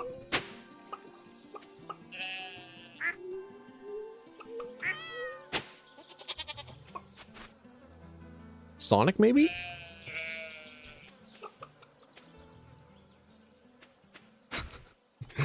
For the amount of like Sonic knowledge that I have to admit that I haven't actually played a lot of the Sonic games.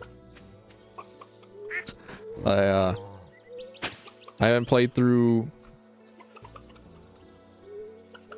I haven't played through Sonic Adventure. I haven't played through, well, I did play through the demo of Sonic Heroes that was on a GameCube disc at some point. Hold on. I haven't been giving myself caffeinated water, but I'll talk about it more whenever I piss myself in the designated pissing myself.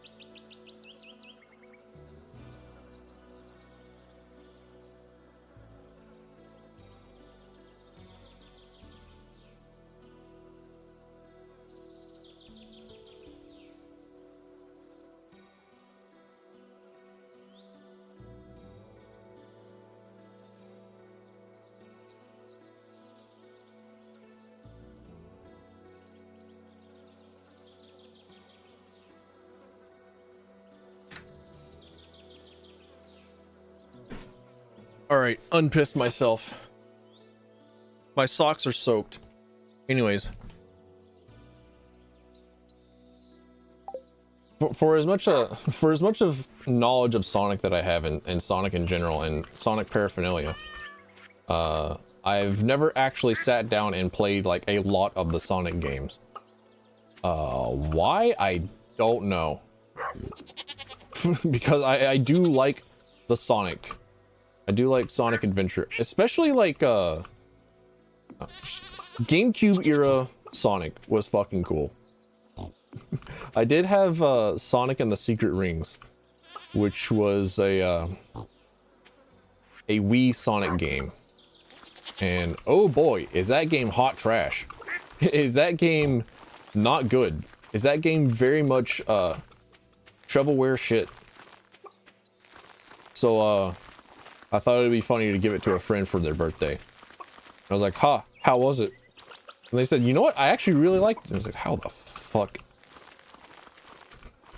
How in the absolute goddamn?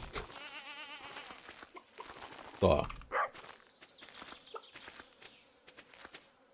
was fun. Then back in my day, we had demo discs.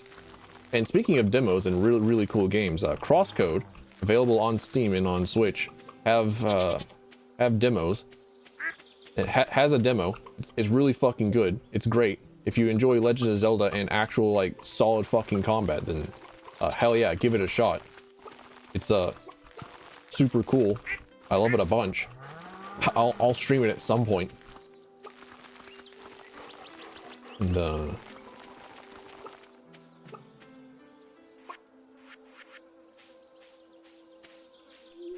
back in my day, demo discs existed, and one of the demo discs that I owned was a demo disc that had a copy of Sonic Heroes on it.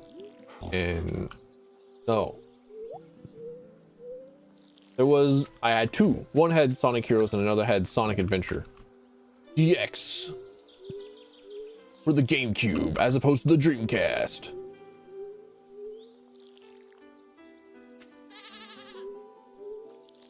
And there's one of these songs on this playlist that came from the Dream. Chicken? What are you doing? Free my boy Chicken. Okay. He was just stuck is all. Just a little bit stuck. We all need a little bit of help sometimes. It's okay to get axed in the head by a pickaxe. It's okay. Sometimes we need that. Sometimes we need that hardcore lobotomy.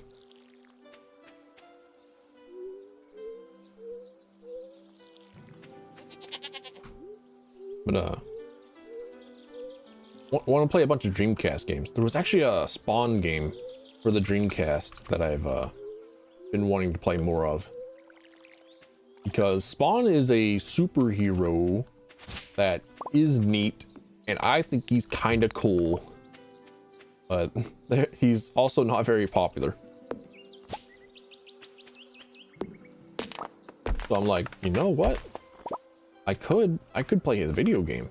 I could play like one of his only video games on the Dreamcast. Ooh, orange. My orange tree is finally bearing fruit. Yippee! Yippee! But I watched the Spawn movie, the live action one. I was like, oh, that's kind of cool. This dude's kind of cool. This dude's kind of neat. And is my YouTube video paused again? Stop asking me. Yes, I'm not passed out dead on the couch. Play, you accursed creature. I watched the live action Spawn movie and I was like, you know, this is kind of cool. It felt very rushed because they tried to, well, they had to fit all of his origin into like a single movie without a lot of the necessary build-up and whatnot.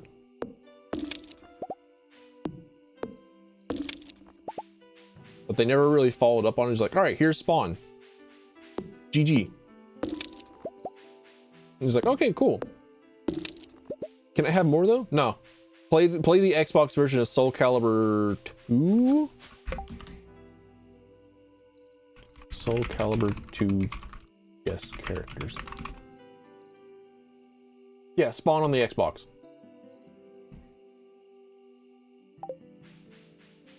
It's like, oh man, that would be super fucking cool. I would main spawn in Soul Calibur 2 if I could. If I had a copy of Soul Calibur 2 for the Xbox. I actually didn't know until I started looking up spawn, or if I actually more recently Soul Calibur 2 itself, because I was like, all right, well, if I'm going to stream Soul Calibur 2, I might as well know a lot about the video game, right? I might as well be able to yap about lore of the video game. Why is this bat so fucking hefty? Okay, well, he dropped iridium. Never mind. GG's. An Xbox copy of Soul Calibur 2 in the mid-2010s? Damn. We had...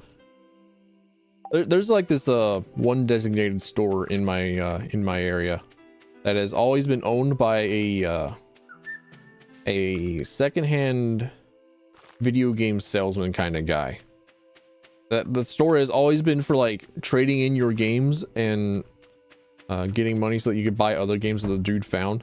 And it has always gone out of business because people would sell like shit games or like their less popular games. Like, all right, cool. Now I want to use this $5 that you got and also the $30 that I have from being a working adult to buy your copy of Shadow of the Colossus. So the dude never really had inventory of good games for very long. And nobody wanted to buy the games that they went to him to sell. So it just always failed. Which is unfortunate.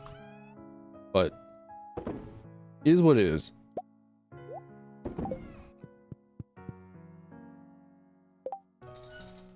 Where do I put my oranges? Where doth? Place thee upon ye. There we go. I need to find where I put my old Dreamcast. Cause the Dreamcast had such a really fucking cool memory card. Cause back in my day, we didn't have any internal storage devices. We didn't have the cloud saves. We didn't even have fucking Steam. We had memory cards. And the memory card that you would have for the Dreamcast was like its own Game Boy. It was super fucking cool. It was like a Game Boy Tamagotchi kind of style. And I had Draconis Cult of the Worm, which is an old beat 'em up fantasy game. I'm trying to remember anything about it other than you could choose between like playing as a sorceress or as it's like a beefy muscle dude. I was like, man, this game kind of cool. But it was a very long time before I got a VMU card, which is the name for the Dreamcast memory card. Virtual memory something. I don't know. I don't remember what it stood for. Gonna be real. I just saw that you could like plug it into your controller and there's like a Game Boy. And it's like, oh, sick. Now I can save my video games. And then some games like Lara Croft. Sorry, not. The game's not called Lara Croft. The game is called Tomb Raider. There was a Tomb Raider Chronicles, I think it was called. Yeah. Tomb Raider Chronicles for the Dreamcast. And you could like play some game on it while you were away, while you weren't at your video game console. That was fucking sick.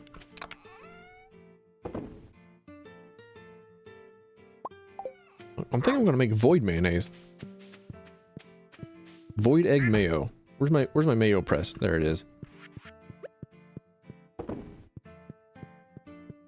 Everything on the sun except for Sega consoles. I had an uncle that had everything under the sun. And my uncle for a very long time was my neighbor. So pretty much all the games that I played as a wee lad, as a babby, as a child, I did not really have much of a say in what it was that I played. So if ever I found a game that I was interested in, it was like, oh, cool. I'll eventually find time to play that. But the only console that I ever owned myself for a very long time were the PlayStation 2 and the GameCube.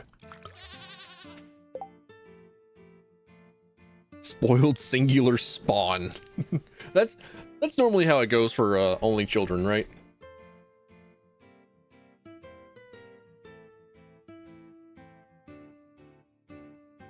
Because my uncle was also a spoiled singular spawn. You leaving the stream snap or something? Oh yeah, dude. Don't like I've said, don't feel obligated to stay around. I'll be all right, my guy. Take care of yourself. If you sleeping, you gotta hit that snooze. My guy. Sleep well. Whoa, sleep. Whoa. Why did the voice of Sonic take me over? What's wrong with me?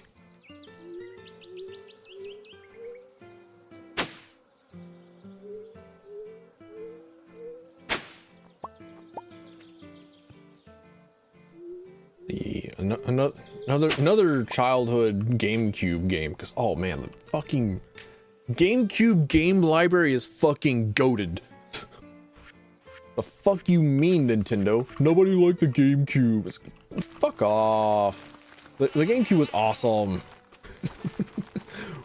Fucking Star Fox Adventures. Do you know how many furries spawned out of Star Fox Adventures? Rare knew what they were doing.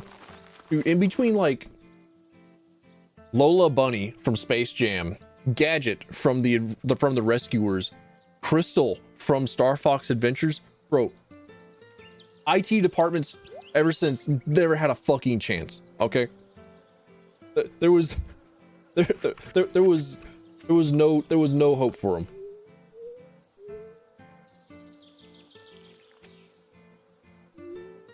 You pay this much. No, that's too low. No, get out. I don't deal with cheapskates. No, that's it. I'm moving to Cape Crawl. Yeah. Yeah. Same voice lines. We know. We know. We are kindred spirits. I think I need to work a bit more on my shopkeeper impression. I think I do pretty good. I think I do pretty good on my impressions. Not having a great day so far. Unfortunate, but we have all those. We all have those days. It is understandable. Sometimes a good soft reset is necessary. Sometimes you just turn off and then turn back on, and it's like it's better. Let's see. What is the piece of advice where it's like if you hate everything, have a bite to eat. No, wait. If you're angry at everything, have a bite to eat. If you're feeling like everything's angry at you, go to sleep. If your body is angry at you, have a drink of water, and never listen to what your brain says after 9 p.m. Have a good one? Yeah. Sleep well, my guy. Sleep important. Sleep good. I've also made the unfortunate discovery that my bed and my floor feel almost exactly the same. So sleeping on my bed is about like sleeping on my own floor. I was like, well, shit. I have a very me-shaped impression on my bed that is incredibly hard. I'm just like, well, there's no other comfortable place for me to sleep on my bed other than where I've been sleeping for the past like 5 or 6 years.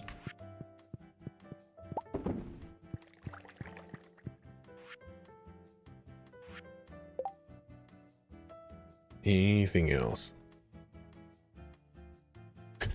Your partner hates it? Yeah.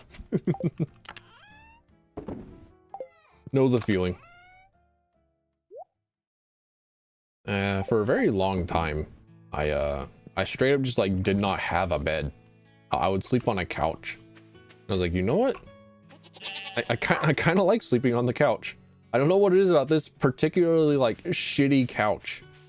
This one couch that by all rights should not be comfortable in the slightest. And yet, here I am sleeping on it. Here I am putting my head on the arm of the sofa and falling asleep in like 3 seconds. Slept in a hammock in their bedroom? Dude. I also have a hammock. Hang on. I've never set it up, but I have a...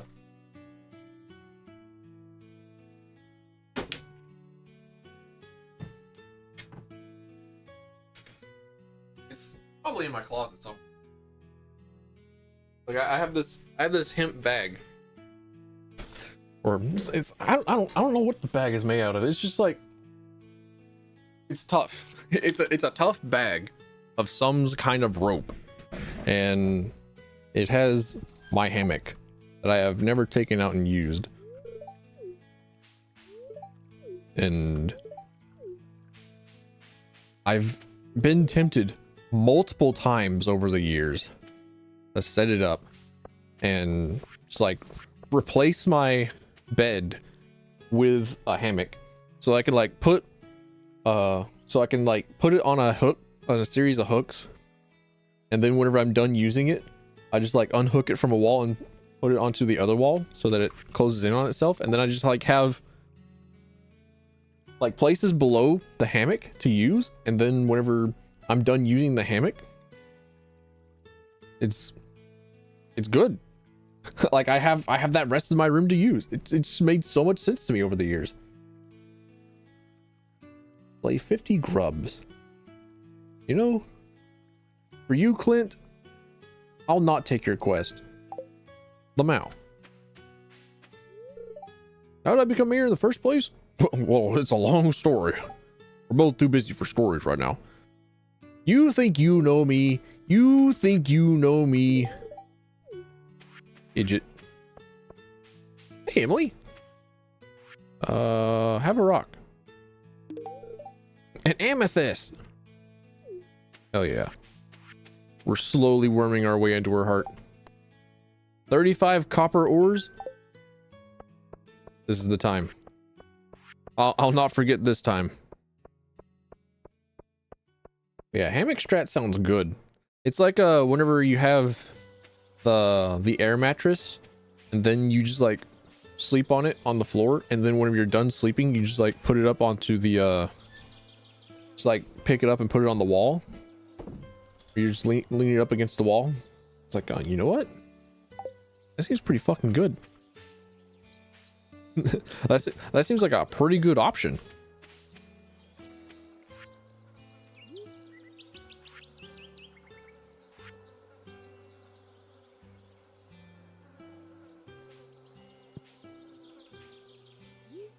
Oh, dude, you have a straight link to the back rooms? Oh, bro. You're so done for. You're so done. How many creatures do you have coming into your office? I'm funny and relevant, I promise. I made a good joke that you've never heard before. Let's see, what was I doing?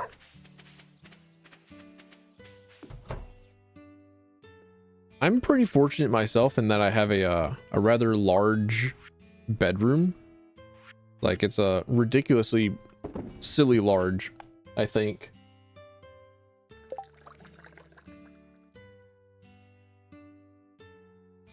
My void eggs are worth so much more than the void mayo. That's unfortunate. That's silly. That's goofy. What have I have not been paying any attention.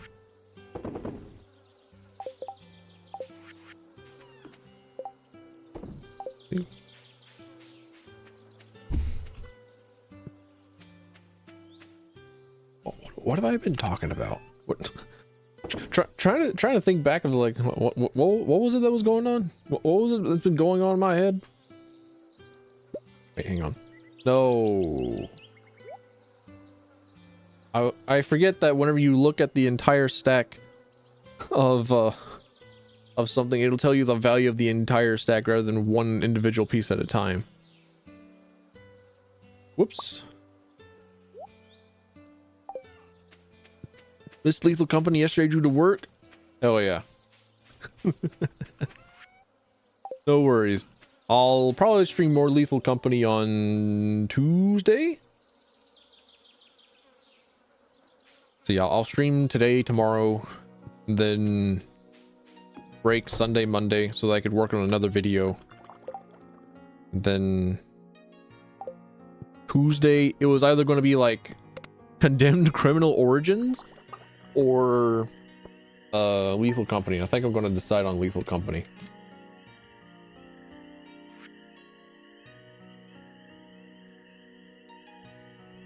But all right, this is what comes from forgetting about the stacks. Void Mayo is so much more. Condemned, yeah. I can't find Condemned Original Origins 2 on PC, which is unfortunate because that was the one that I really wanted to play. Because that is the one that I remember where it had like mannequins at some point. It was like fucking terrifying because mannequins are terrifying. But also I'm not scared of games like Quake 4 anymore. So it's like, okay, well, how many horrors of the man-made variety can I handle? Well, let's go with what is considered one of the most terrifying horror video games of all time, Mortuary's Assistant. Got that on sale. I'll play that at some point. Amnesia, The Bunker, got that. I have a gun. How terrifying can it be? And then Condemned Criminal Origins, which I've just had in my inventory for like years, I guess, and just never played.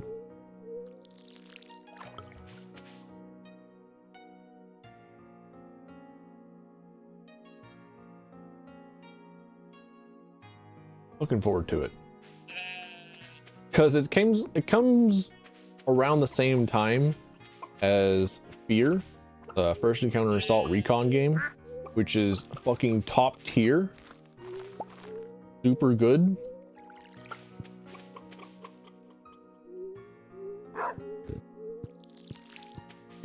So just a whole lot of looking forward to playing video games.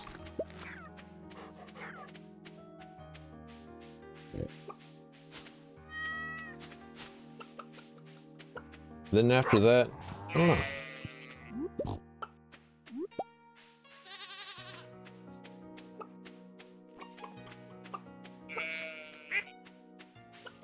Survival horror way scarier than walking sim horror.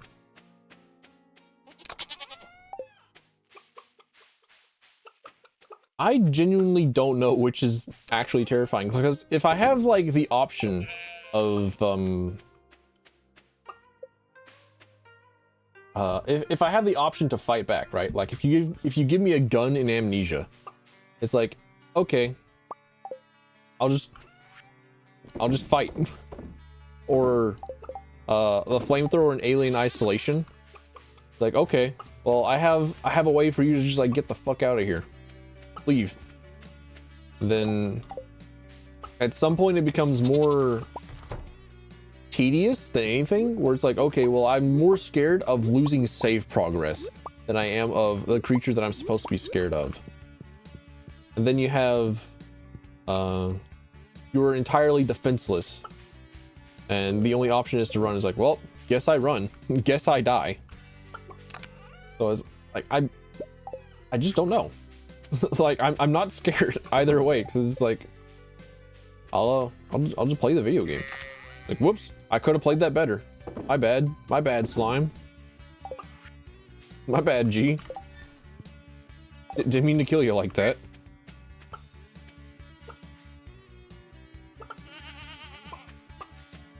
Put milk in the cheese press, right? Time to figure it out. I haven't milked anything in years.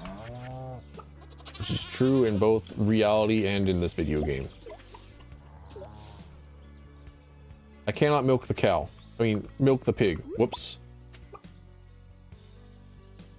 Getting frustrated when stuff saw me? Yeah, that sounds about right. Because, like, big dude appears, is like, well, shit, time to run and hide, and then hope that the AI says that it's time for me to not be seen this time. I did a recent video. By recent, I mean, I don't know, within... I remember doing the video where I did the Alien Isolation DLC, and it took me less than an hour for both the DLCs, and I was shocked. Like, what the hell? But also, it ended up being me just like running around in circles trying to get the xenomorph to spawn, and not being scared of the guy at all. Meanwhile, Alien Isolation is supposed to be utterly terrifying. So, like, I don't know. Truffle oils and goat cheese sell quite a lot. How does one get the oil? Because I think I just sold like all the truffles. Yeah, I can get 20 of the normal truffles back. Ooh. What if I put the truffle in the mayonnaise? Nope. Oh, apparently, pigs are associated with truffles because truffles emit a scent very similar to the smell that male pigs emit whenever they're trying to find mates. So female pigs will be sent out to hunt for truffles. And that is how we got truffle hunting. Truffle hunting associated with pigs. Silverstar, are you okay? Are you good? Does that mean that you're ready to come out? That you're just going to be silver when we eventually come out? My pale ales, my aged pale ales will reign supreme. Oil maker, got it. Let's see, so probably in the crafting somewhere.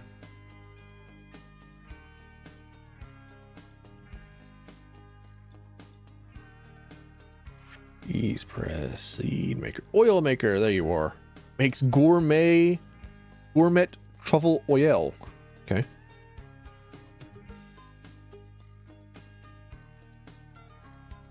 Slime incubator. Need them. So 2 iridium bars. I can accommodate.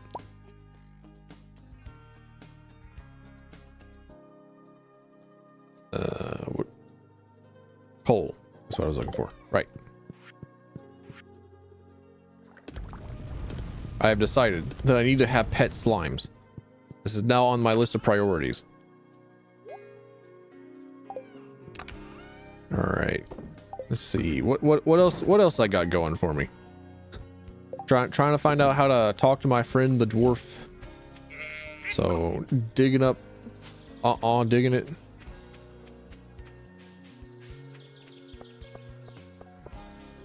Then I don't know.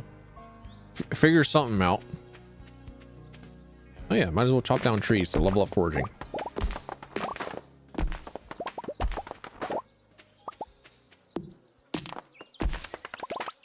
Then what else? What else? What was I talking about? I'm never going to remember. I'm going to flutter from topic to topic all the time. Let's see. Talking about horror games and how I'm not scared of man-made horrors for some reason, because I'm a psychopath. And I was even thinking of like Five Nights at Freddy's. Like, am I going to be scared of like the jump scare that happens? Or am I just going to like start to accept and be like, yep, this is where I die? Or am I going to be like more annoyed that it's going to be fucking loud than I am like scared of Foxy screaming at me?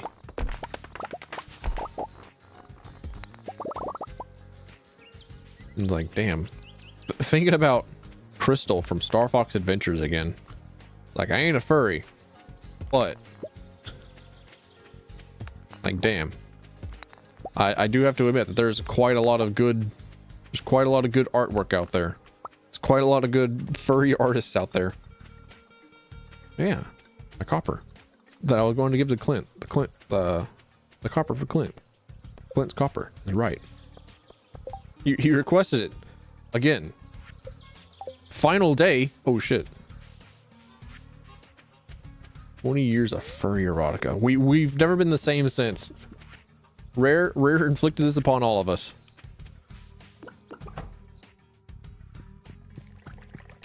Rare knew what they were doing. Oh yeah, and the police girl from Sly Raccoon, Thievius Raccoonus. That girl as well. Oh, I have to collect. I have to pick them up. He can't just like have copper ores that's just in my inventory. Got it. Understood.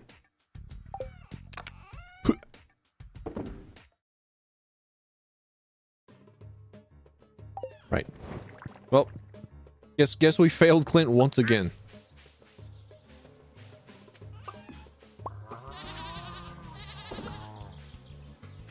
Big portion of their monthly income. Yep. That sounds correct. Because I think one of my favorite like artist meme pictures is like the artist is struggling, so they go to the ancient woods and they leave an offering of furry art for the suspiciously rich furries of the world. And then they see if it's satisfactory or not. And they say, yes, this pleases us. Ye suspiciously furries of the woods. I see. And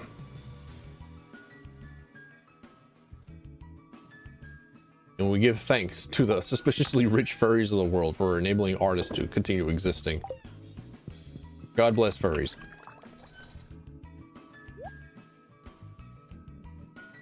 What else I got? Goat cheese. How much is goat cheese priced at? 840? Damn. Artisanal. Now that I have used all of the money from crowd control cheats. now that all the crowd control money is gone because I have spent it as wildly as possible. Finally. Time to start making money that matters. Alright, donate. I have this trilobite, one of the most common fossils of all time.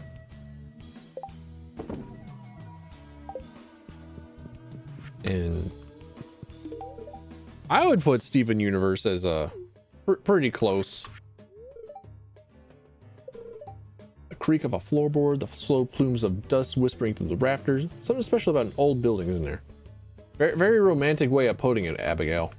As somebody who does exist in old buildings, it kind of sucks actually. I have cardboard over my windows so as to keep the sun out, and also to keep the wind out, and also to keep my own heat in. Please, I would not wish this existence upon very many people. Summer squash? Hell yeah. A PlayStation Champion Bass soundtrack. It's really fucking quiet. There we go.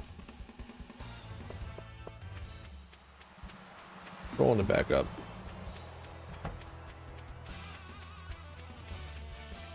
Yeah, want to play Star Fox Adventures at some point. Also Star Fox Assault. Damn, that game was freaky.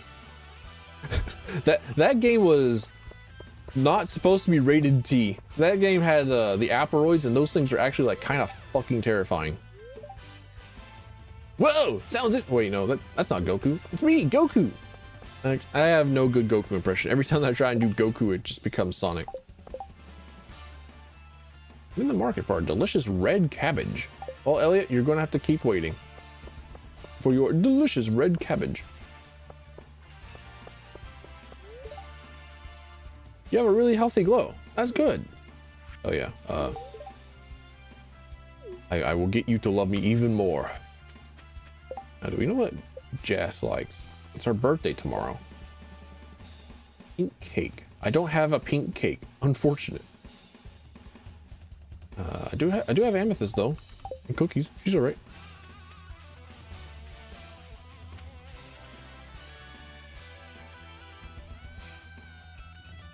Bro just spit on the fucking floor? What? That's wild. That's crazy. How? Why? What the hell? I'll never understand. I ain't gonna get it. Why spit? Even for like the even for people who like spend their time outside, right? You would like swill water in your mouth and then spit it back out so as to keep yourself cool, like low body temperature.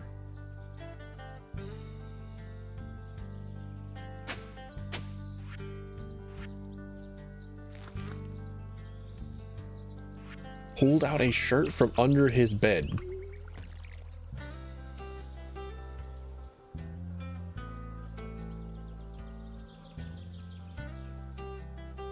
Yeah, that dude's like married in a trailer and has like 14 kids and yeah. Dude, I think I know that guy.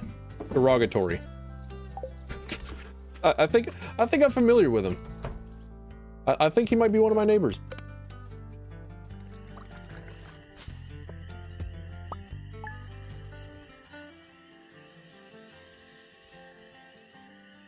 His fence was made entirely out of doors. That's actually kind of cool. That part, you know, that's actually kind of cool. That's not a bad way to go. All right, give me my iridium so that I can make my slime egg thingy. Slime incubator. Get my 100 slimes.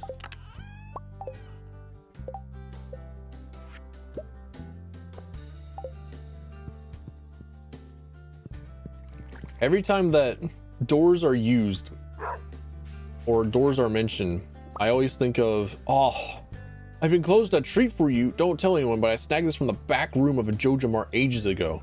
All right, dude mailed me his old microwavable pizza that he illicitly obtained.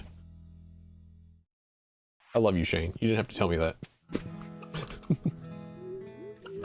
But every time that a door is mentioned, I am forced to think about a D&D character that a friend of mine made. It was a fighter that took shield specialist and improvised weapon.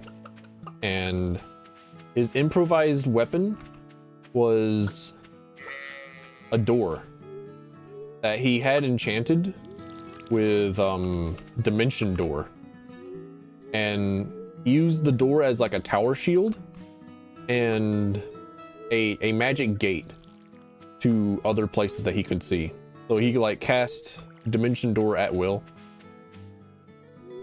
for so many times a day using his shield. And I was like, that's fucking sick. That's such a cool character. It was so incredibly cool that it happened in high school and I still remember it. It's like, oh bro, it's fucking goated.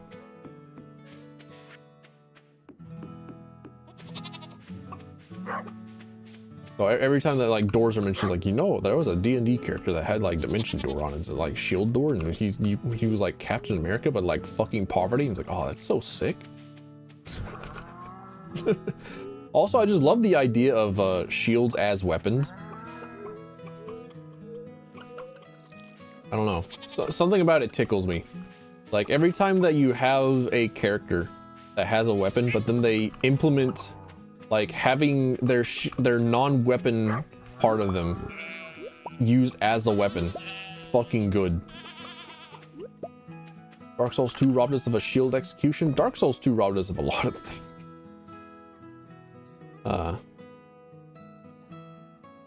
Hi, hello, yes, it's me, the average Dark Souls 2 hater. I have attempted to play Dark Souls 2, I promise. I gave Dark Souls 2 a fair shot, and I want to like it. I really do. But at the same time, I have I have never before been so incredibly unsure and not knowing where the fuck do I go in a Souls game. And also every time that I try and move somewhere, it's like, nope, gotta face these 10 dudes first. Oh gee, thanks Dark Souls 2. I love grinding the same 10 mobs multiple times in a row. I just want to like walk 10 feet. I don't want to fight 30,000 dudes. Because I never played the original. I never played the original Dark Souls 2. I've only played Scholar of the First Sin. And Scholar of the First Sin just says, you know what? Quadruple the dudes. End of sentence. It's like, I want to like you, Dark Souls 2, because people hate you. And as a Devil May Cry DMC enjoyer, I feel obligated to stand up for my fellow video games that nobody else fucking likes in a series. And Dark Souls 2 fits the bill. But man, Dark Souls 2, you make it hard. you make it real hard.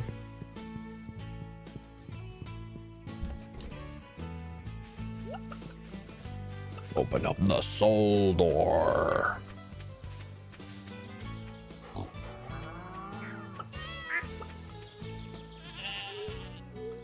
I think it was Souls 3 had the DLC that gave us like dual wielding shields where all you would really do is just like press left bumper over and over again so that you could like charge into people and then just like continuously stumble them.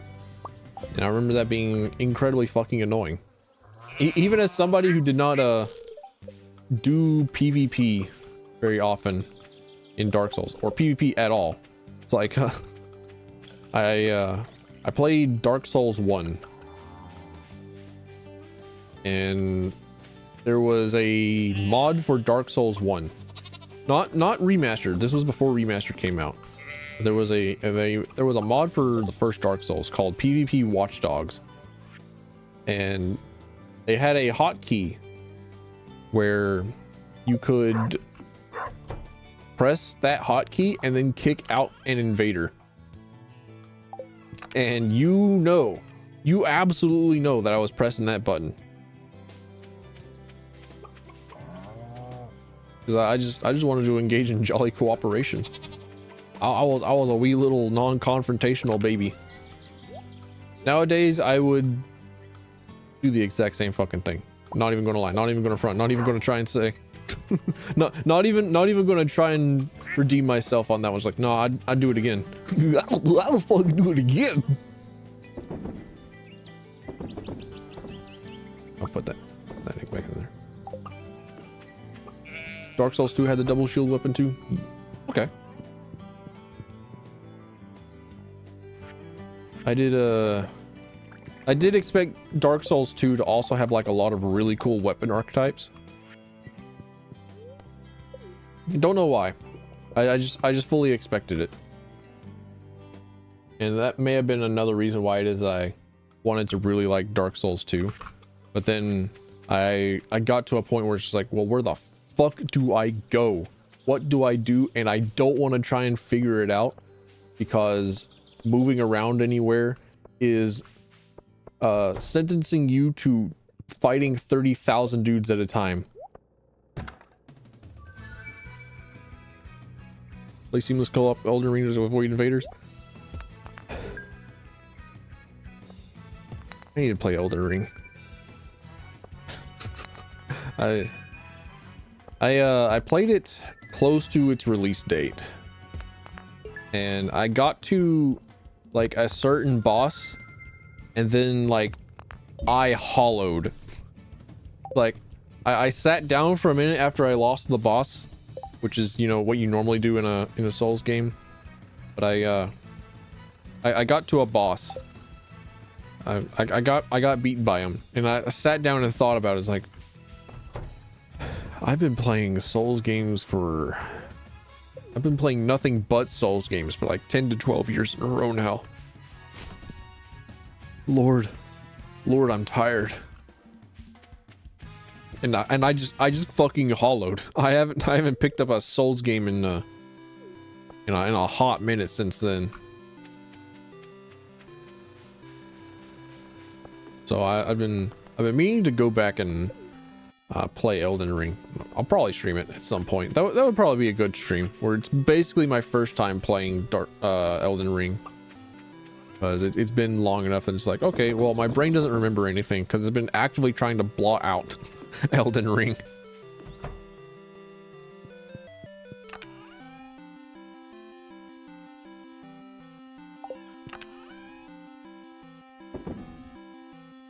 Sorry, Game Boy, I love you. But there we go. Game Boy, I love you. But I cannot be listening to chiptune at the moment. There you go.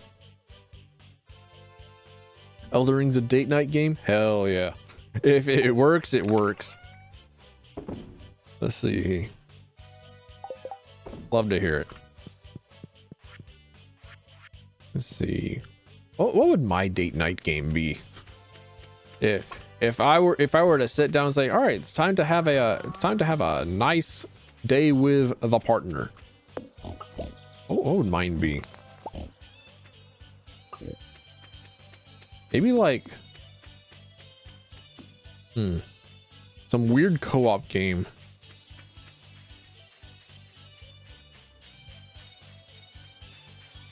I love games like Clandestine, which is a game that nobody knows about except for me, because it is a indie stealth game where it's like 2 players.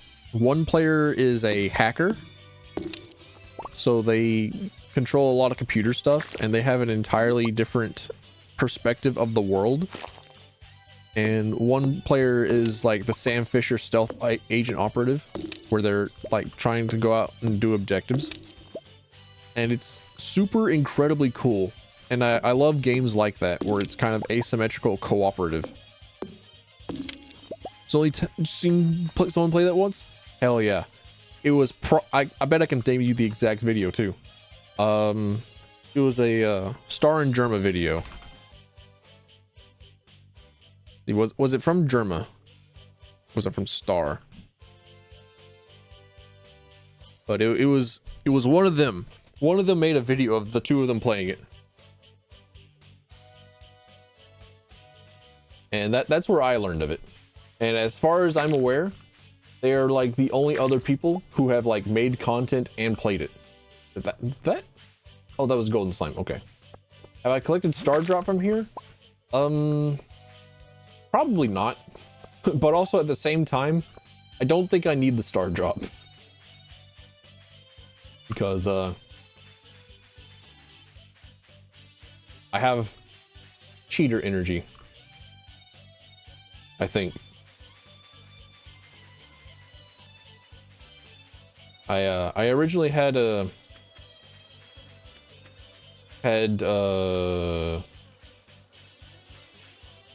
add and remove star drops as a redeem on the crowd control extension, but then I was doing Trout Derby as part of this new update. I was like, all right, new thing, new toy, new objective to do, new content. And then somebody figured out that if you go into negative star drops, then you just like have the player pass out. So I missed like a day of Trout Derby due to experimentations. Like after that, well, shit, because everything like costs 1 coin in the crowd control extension, there's like no stopping anybody from coming in and saying like, all right, negative energy, never played the video game, haha, I win. I win, streamer, I win. Well, sure, true, GG. Guess I can't play the game until somebody else says, all right, time enough for bullying. It is now time for streamer play video game.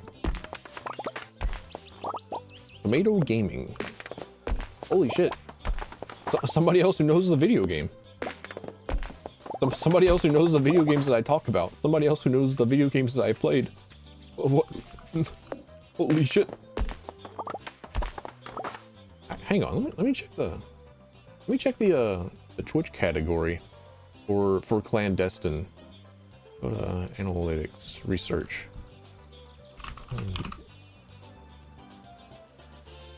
318 followers in the category. Shit. All right, that's even less than Steambot Chronicles. Damn. All right, fair enough. A mystery box. Hand it over. Put the mystery box in my bag. Put it in my pocket.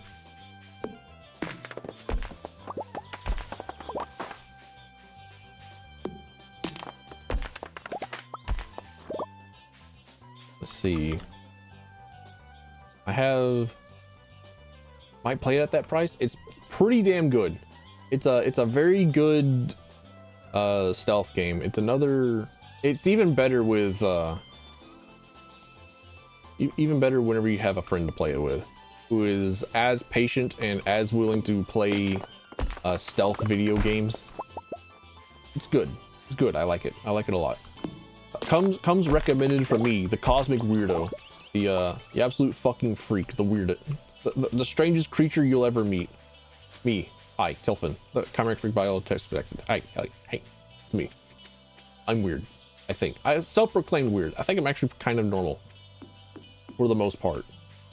But if bad taste is on the menu, then I'm there.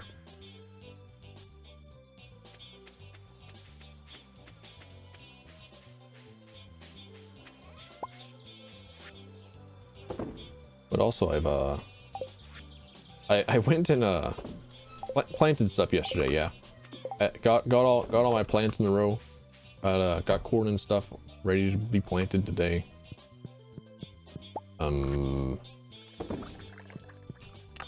I was digging holes yesterday, and I have felt the pain of being older. Like, well, shit, my back it hoits. And I was surprised at how much my muscles were complaining from like being on the ground and being squatted over and digging holes and whatnot. So that might be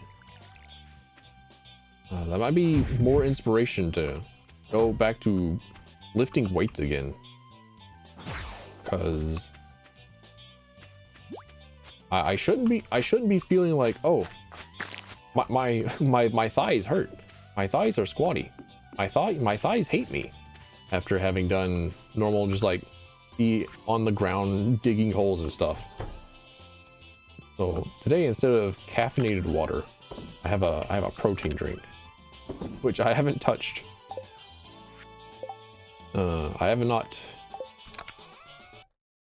have not picked up a protein drink in several months. So here's hoping that this doesn't make me shit myself.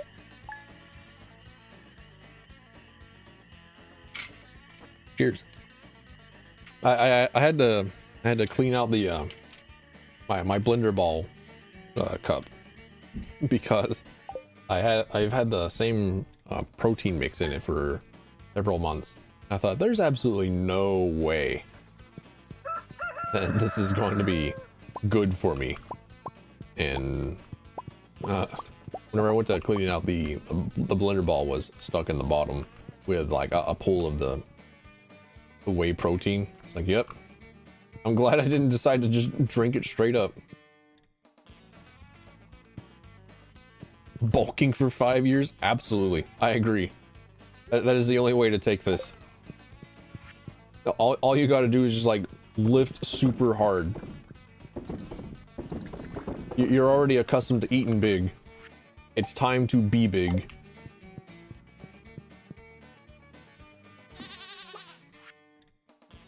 Kent sent me a bomb? Hey there, farm girl. Here's a bomb. And it's not just you, the bomb. It's me, the bomb.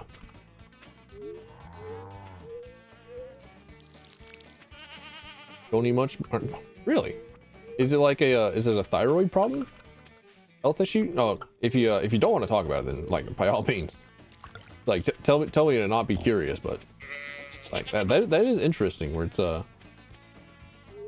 not eating a whole lot and still like gaining fat, which is odd.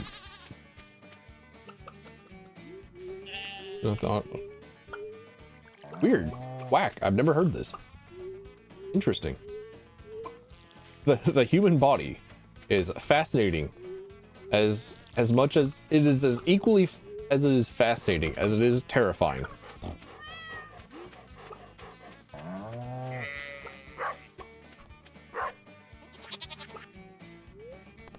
I'm a big fan of the biopunk art style, like you would see in H.R. Geiger's stuff, and consequently, by extension, you know, Alien, and also Scorn.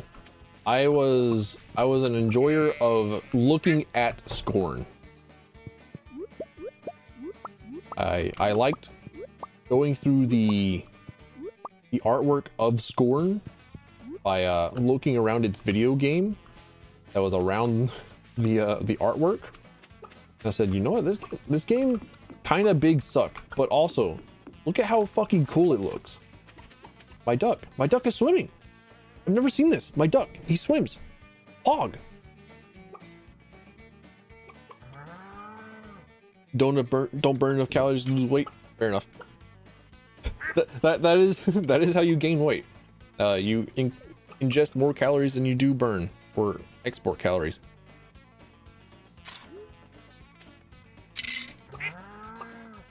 I'm a big bicycler guy.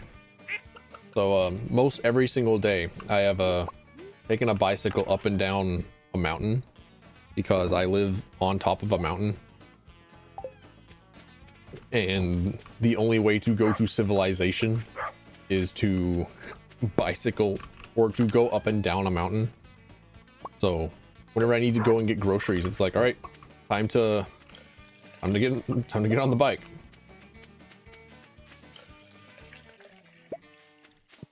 And that has been normal for me. And I know that there is no God, or if there is a God, then he hates me because I have no ass. For the amount of bicycling up a mountain, I have no ass to speak of. Well, I don't know. It's like ass is there, but it's like, I don't know. I should have more. You know, I'm just saying. Where's my slice of the ass, huh? Where's my butt, huh? Where's my massive dumpy?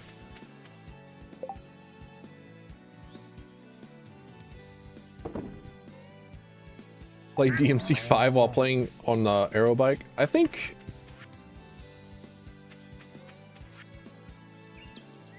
I tried to have that set up for a treadmill at some point, because I felt like having the treadmill would be a lot easier to multitask with, or to like keep my mind engaged than than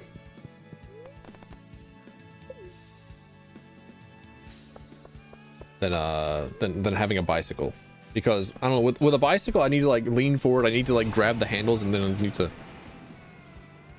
like do other stuff other than just like walk.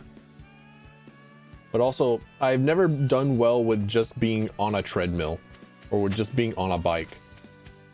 Because I also, after that, I bought an aero bike that you would pedal and it would like fan your face while you were on the bike, so that you could like have a breeze whilst you were pedaling the exercise bike. And that was cool. I like that a lot. But it got really boring to me. So I went back to saying, you know what? Time to pick up. What were the words I wanted to say? Time to go back to lifting 300 pounds and doing curls of 250 pounds and pull-ups of my large self Well, actually, I think I'm more like beefy medium, if that makes any sense. I think that more accurately describes my build. Exercise seat has a backrest. Hell yeah.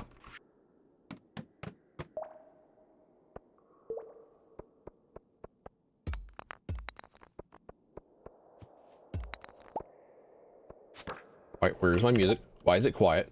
Why am I silent? YouTube. Ultimate Angler Street Pass. Hang on. I am going to distract myself. I'm going to look at things. Street Pass games. Street Pass Me Plaza is an application. Okay. Games with Street Pass from Nintendo. Okay. Mario Kart 7. Holy shit. The Mario Kart DS was so fucking good. Mario Kart DS was so good, especially when it came to like multiplayer, right? Because all you had to do was just like have one guy with a copy of Mario Kart DS, and everyone else who had a DS in the area could like play the full game with you. They didn't also need a copy of Mario Kart. Granted, they could only play as Shy Guy, but Shy Guy was top tier. Shy Guy was good. Shy Guy is my main still to this day in Mario Kart.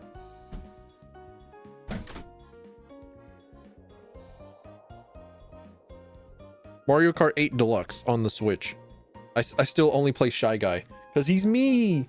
He's literally me. I love Shy Guy. Meow, meow, meow. Shy Guy is great. Don't think you ever got to play that game. It's okay. It's alright.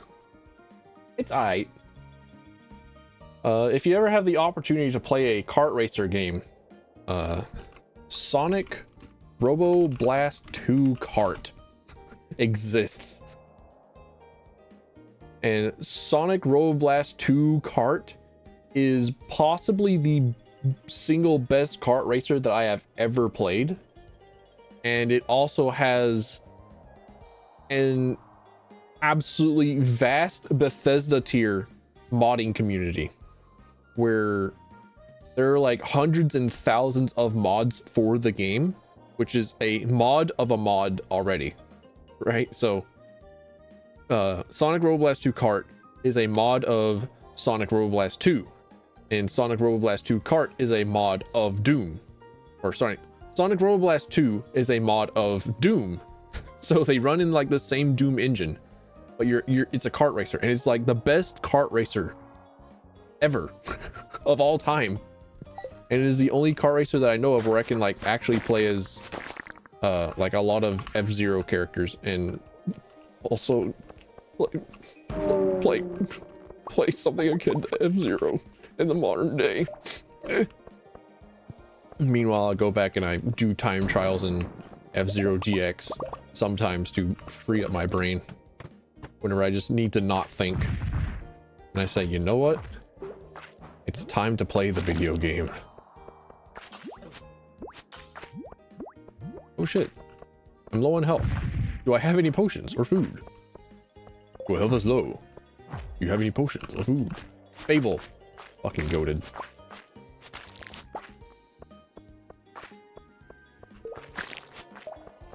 I think Fable introduced me to gay sex. Not gonna lie. At the time I was like, haha. Boys kissing. The mouth. And I was like, damn. At the time? Sheesh.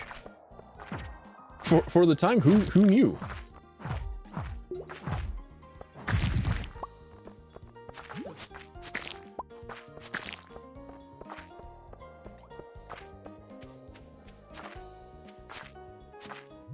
Yeah. Mario Kart pretty cool. See, what other Street Pass games are there? There was the see, what was the I actually booted up my 3DS yesterday, and I tried the whatchamacallit, the Me Plaza games, and it was like well, I have my 3DS right over here. I just charged it the other day. Hang on. New Nintendo 2DX XL. Sorry, 2DX XL. Not my bad. I did not say that correctly. New Nintendo 2DS XL. Here we go. The white and orange edition. No, there's another mine by the quarry. Yeah, I already got the golden scythe from it. All right, let me boot this bad boy up, which is somehow I got the XL edition specifically so that my big massive man mitts would have a chance, and it didn't. Street Pass B Plaza. Let's go. What game was it that I was playing the other day? It was like My Hero? No, not My Hero. Looks like Sales Bunny has something to say. Shut up. Right about it. I bet you're real busy. I just wanted to tell you something cool you may not have noticed. Special place you call the game vault. Shut up. Shut up. Shut up. Shut up. Shit. I got advertised too. Find Me. That's what it is. Find Me was the name of the game that I would play quite a lot on the Street Pass. It was like my daily Farmville for me. Like I would take my 3DS with me wherever it was that I was going. Like get the walk coins and then buy heroes who play Find Me using the coins. Cyber 6. Why do I know this game? It's not a game, it's comic book series. Lamau. Never heard of it. Actually never heard of it. How? Well, because I live underneath a rock. Weirdly enough. I live on top of a mountain, under a crater, under a rock.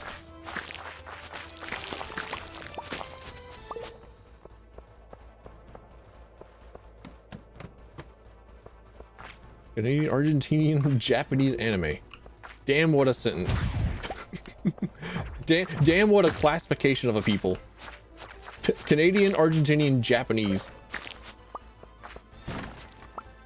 There was actually the I think the meme of "Let's go to Brazil" was made back in like the 1960s, post World War II, or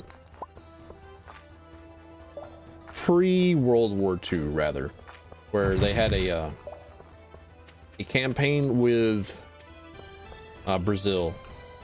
Okay, this Ultimate Angler is getting way too hyped. It's getting way too excited over nothing. We're just mining. We're just digging. We're just actually getting the hell out because we're low on health.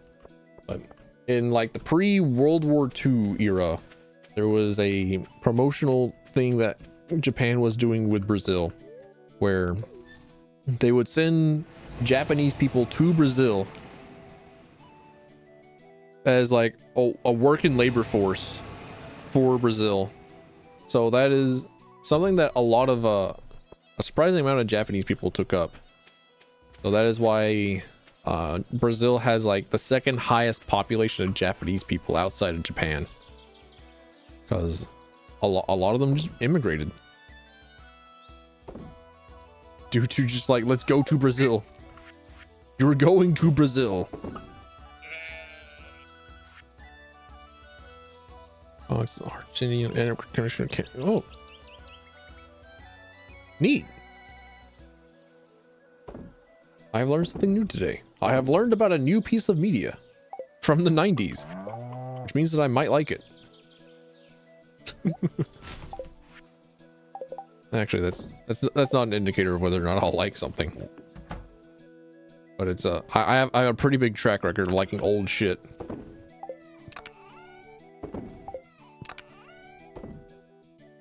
See me looking at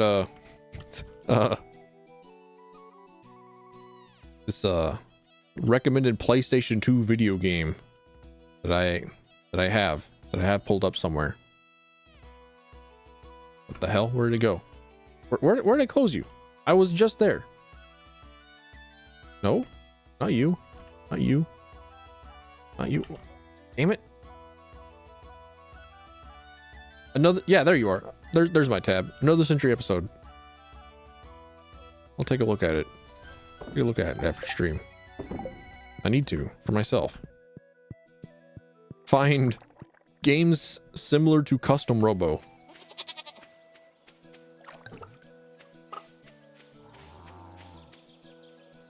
Ew. A fictional South American city. Understood.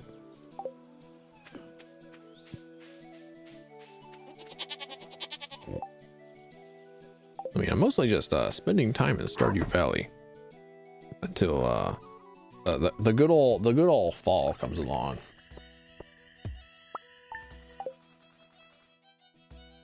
So I could very reasonably just spend the sorry, I keep bumping my microphone.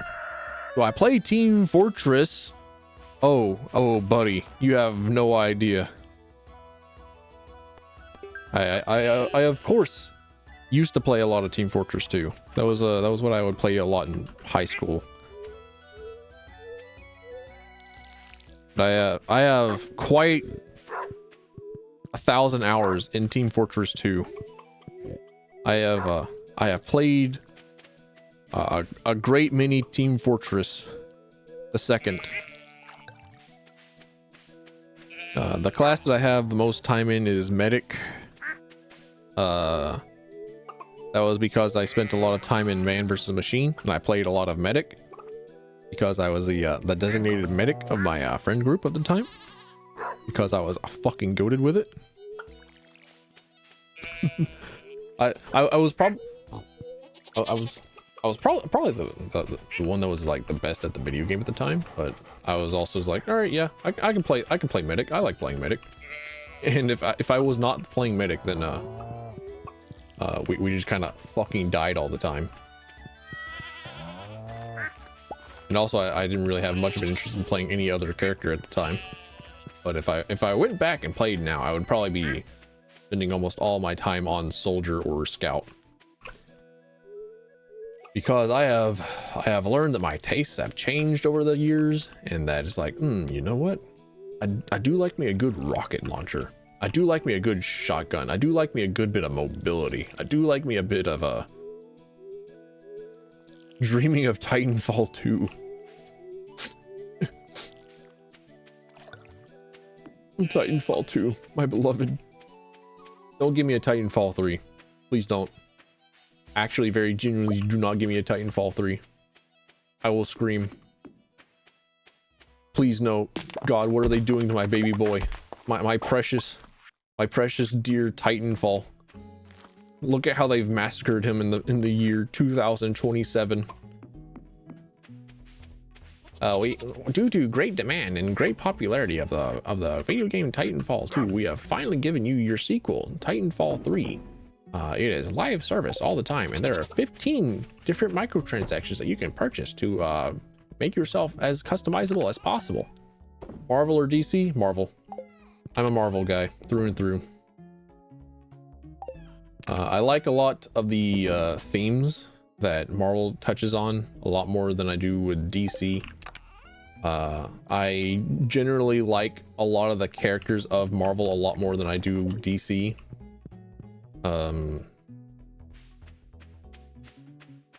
Batman's fucking annoying. Sorry, Batman's fans are fucking annoying. I think the Arkham games were pretty good, from what I remember. The first one, at least.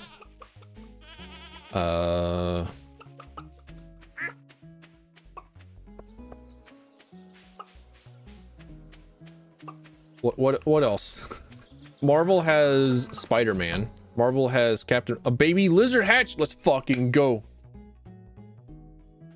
What if they let the Spider-Verse team make that Batman Beyond movie? Then it would probably be fucking goated. It would probably be really fucking sick. But also, I have no idea what it is that they would make Batman do, or what sort of themes or topics that they'll have Batman cover, or what the like overall thing of the Batman Beyond movie would be, other than like, oh, look at these cool sick tricks that Batman could do. Like, oh, I have decided to be a scientist for this one random dude, Mr. E. He's the new villain. He's the Riddler, who is kind of meant to be fucking lame. Think, solve my riddles 3, Batman. I mean, there's a lot more to Batman than like money, right? Because that's also Tony Stark, right? He has no powers. He's just rich and has a suit. But a lot of what they do with Tony Stark is pretty cool, where he is incredibly capable of learning empathy. He goes from being like a snobby rich kid and a salesman of weapons to being anti-war and figuring out how to like empower a lot of other people. He becomes like a natural leader, even if he's like a charismatic moron. But there's a lot more that you can showcase with Batman, but we just don't, because both Marvel and DC do this, where we can't get past making 30 different origin story movies, because movies take a very long time to make, and by the time that you've made a movie, it's time for the next soft reboot of the series.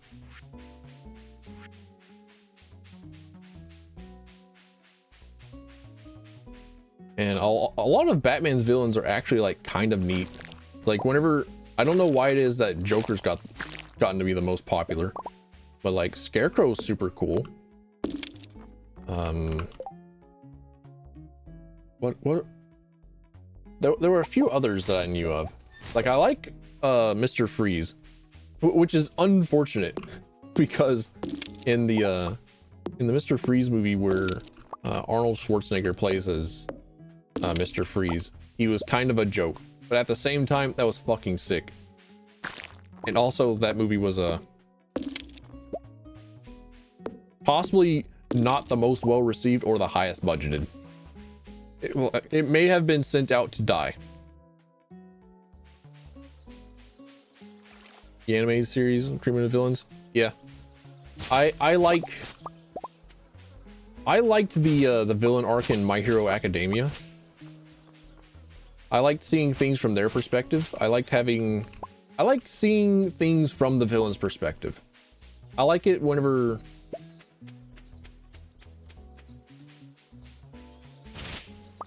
well, it's a really a whole lot to ask whenever it becomes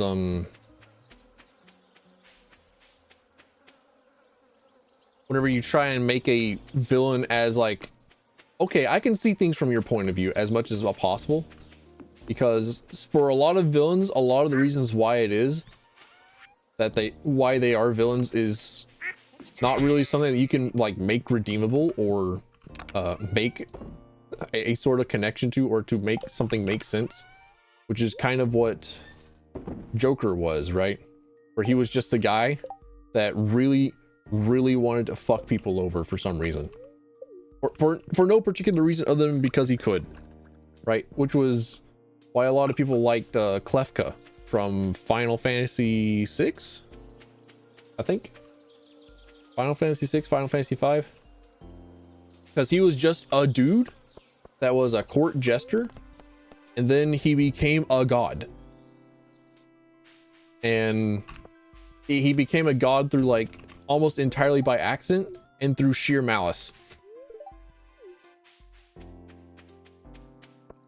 New Joker movie coming out this year. How would they follow up on it? Like, what sort of sequel would they do? Like, wasn't the I've heard good things about the Joker movie, and I've seen things of the Joker movie, and I'm pretty sure that if I went out and watched it, because I'm a terrible hermited creature and I haven't gone to a movie in a while. I haven't watched movies in a while. I'm actually very surprised that I sat down and I watched Cowboy Bebop all the way through, all 26 episodes. And it's like, huh, when was the last time that I went and watched a movie?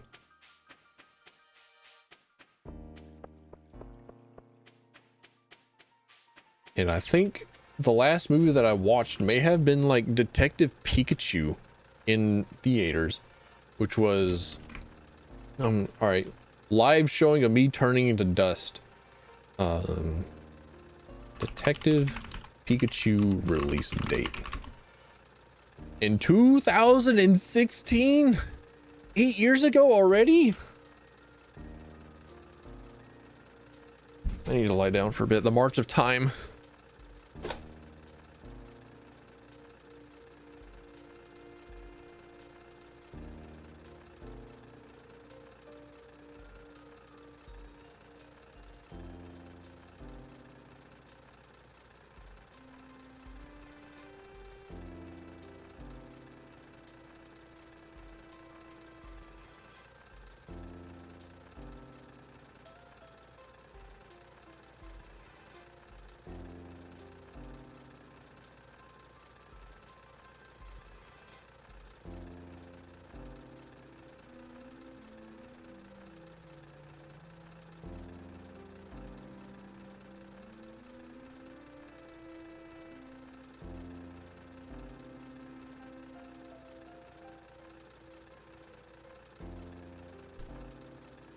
The March of Time, relentless and uncaring and unforgiving, and I definitely went to take a piss. I'm sorry. 2016. It is 2024. Damn. All right.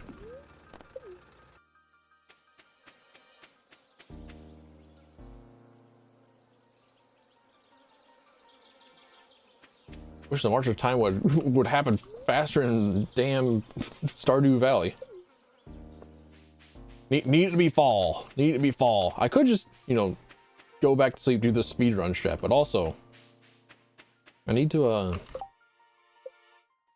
romance Harvey and Elliot and Emily. I've not done anything with Elliot. I think Elliot might actually, yeah, he's way down here. Crab cakes, pomegranates.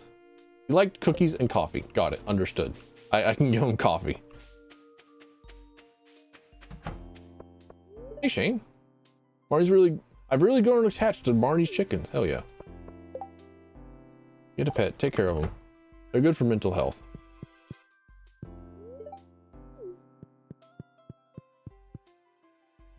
All right, what was I doing? Nothing. All right. Got it. Understood.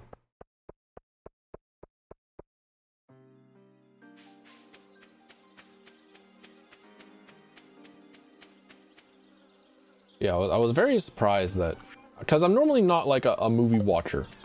I have little desire to sit down and watch stuff. So it was with pleasant surprise that I finally got around to sitting down and watching Cowboy Bebop and Trigun Stampede, which is super good. I would actually argue with how much I love the original Trigun series that came out in 1999. With how much I like the original series, I would probably argue that Stampede is better. But after having watched both Trigun, the original series, and Cowboy Bebop, and then comparing it to like modern anime, it's like, okay, well, there was a very definite shift in how like they told a story way back when. Because one of the reasons why it is, I would say Trigun Stampede is probably better than the original, is that the story is very cohesive and singular, as opposed to like there being an entirely different story arc in every single episode. So you could probably watch a lot of the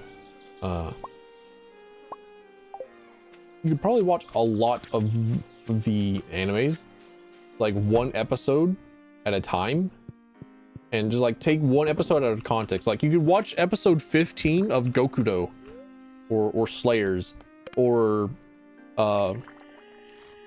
Shit, there was a third one that was coming to my brain, and it's left, just like gone. Shoo.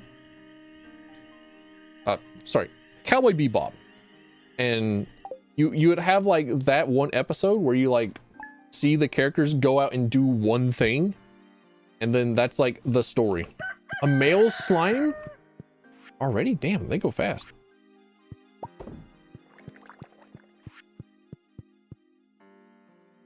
Do they just do slimes just like hang out? I've never had a slime baby before. Oh, look at my little creatures lined up in a row. Oh, he's just a slime. All right, cool little dude. Love that. I get the what? He's hostile.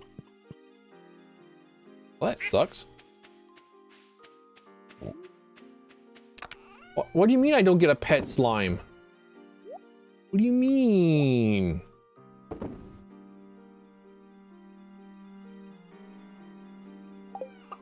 I'm devastated. What do you mean I don't get a friendly pet slime?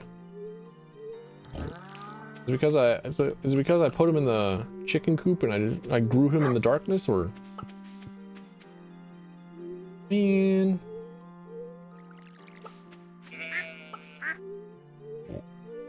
Oh.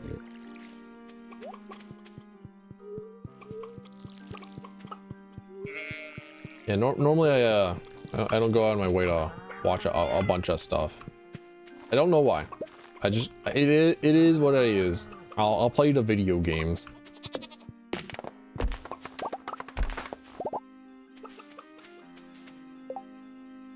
I'm very close to having level 10 foraging. I'm very close to having level 10 everything. Damn. Okay. I guess I just go out and I mine stuff. I guess I go out and I chop down trees. I go out and I fish. Understood.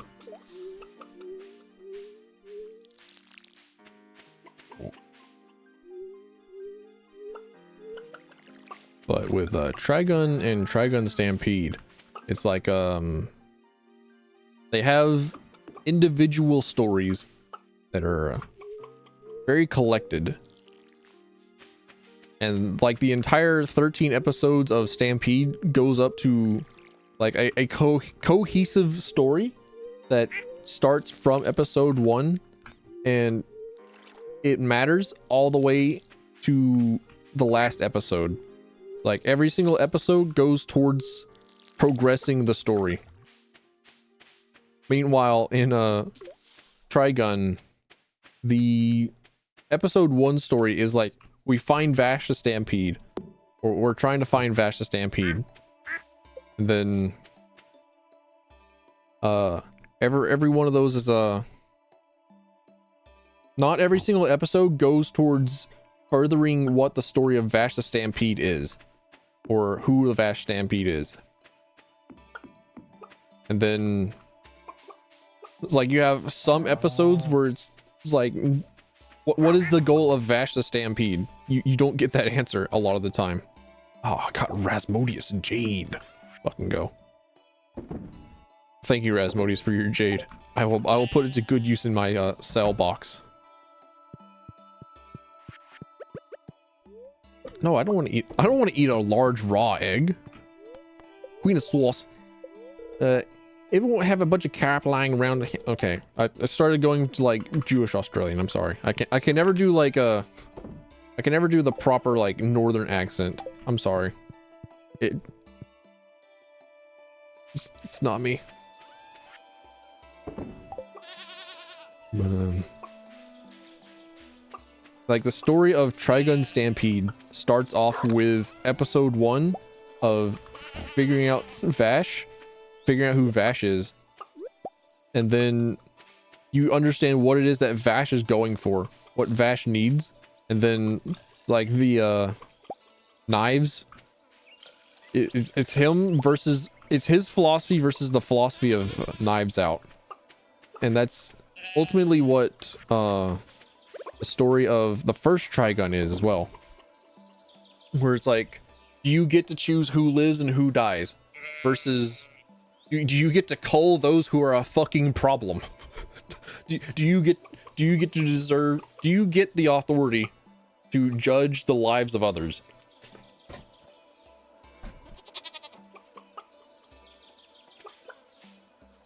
And that's neat.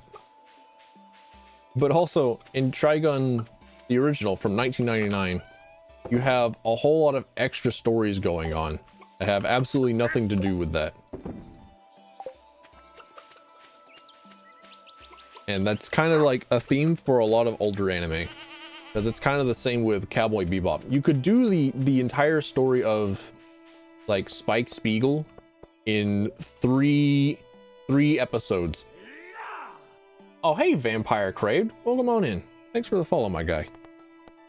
Like 3 episodes of Trigun. So 3 episodes of Cowboy Bebop are Spike's story.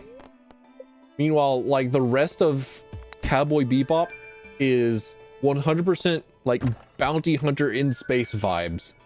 And that's fucking cool. That's still sick, because Cowboy Bebop is entirely vibes, along with like a lot of 90s anime.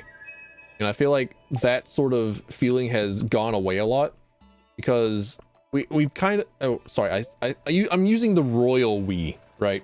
I'm using the royal we as in like I have a part in this, and I get to determine what, like, how anime has progressed over the years. Like every time that you have like a fantasy genre, it's not like Slayers where Slayers is kind of homogenized fantasy genre of the time, where fantasy just like started with Lord of the Rings and we simply haven't done anything else after that with high fantasy.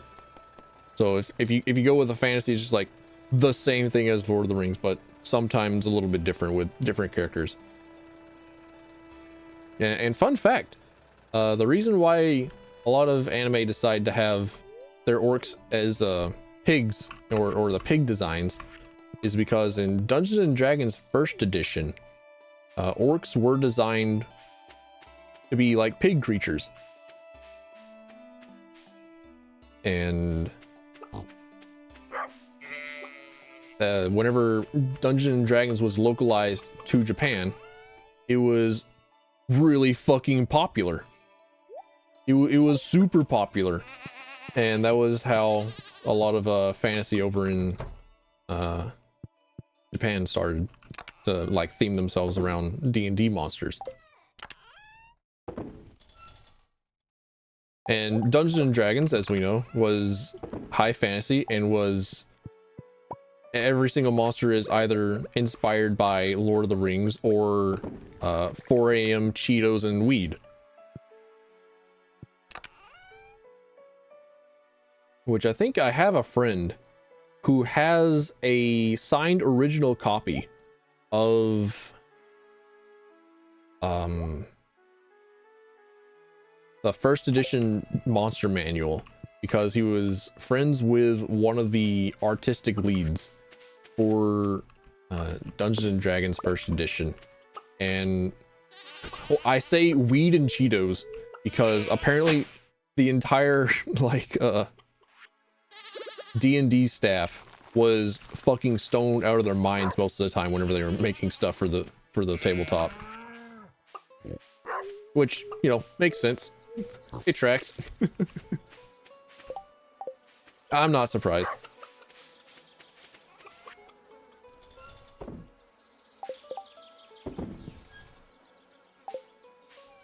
Yeah, it's just like a very big difference of world building and like trying to tell a different story, and the ways of telling a different kind of story from like modern anime to 90s anime that I'm not sure if I missed it or not. Not sure what the hell is going on with me. Like, you know, they both have merits. For one, modern anime kind of pretty. For one, modern anime has figured out how to tell a single cohesive story across like 12 episodes or 13 episodes depending on stuff. But sometimes you just want like characters. And whenever you have characters that you like okay, I would like to watch them in a situation where they're watching paint dry. And if you find an anime from the 90s where it's like, yeah, you know what? I fucking love these little dudes. I like these little gremlins, these little bunches of pixels. Mine. I love them. They're adopted. They're mine now. Then, oh boy, you are so in luck. Unless you're not, and it's like an obscure thing from the 90s that has been abandoned like 4 times in a row.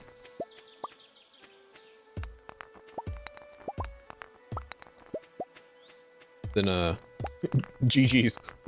You get an anime that is about a bunch of dudes doing like one thing in the overall story like once every 6 episodes, and then 3 of the episodes in between are them doing something else entirely unrelated, and then one of the episodes is like the beach episode or whatever the hell, and then you go back to the overarching story, which is kind of how it is with Slayers. But I like Dungeon Meshi, both of those things. Yeah, Dungeon Meshi is also just like probably really good. I only hear like really good things about it, but it is definitely like D&D inspired, as you know most like Japanese fantasy manga are nowadays. But I'm thinking Goblin Slayer just like straight up is somebody's Dungeons and Dragons game, because they make so many references to D&D that it's just absolutely 100% made by a D&D player. Even like the intro in the anime, and at some point in the manga that they drew inspiration from for the anime, they were talking about how the world is influenced by creatures and gods outside of their perception, and they are represented as people who are rolling dice on a table as like shadowy figures around the world that the Goblin Slayer inhabits. And I'm like, you know what? That's fucking sick. I like that. I like that a lot. It's cool. So it's like different kind of world building that I miss. And just like trying to figure out how to present vibes in your world. Record of the Lodos War. That sounds familiar. Record of the Lodos War. Ah, I see. I do know this one. I do know this anime. It's foundational to the fantasy anime genre. That's why I know it. Released in like June 1990. Damn. Yeah, that's why I know it. That's probably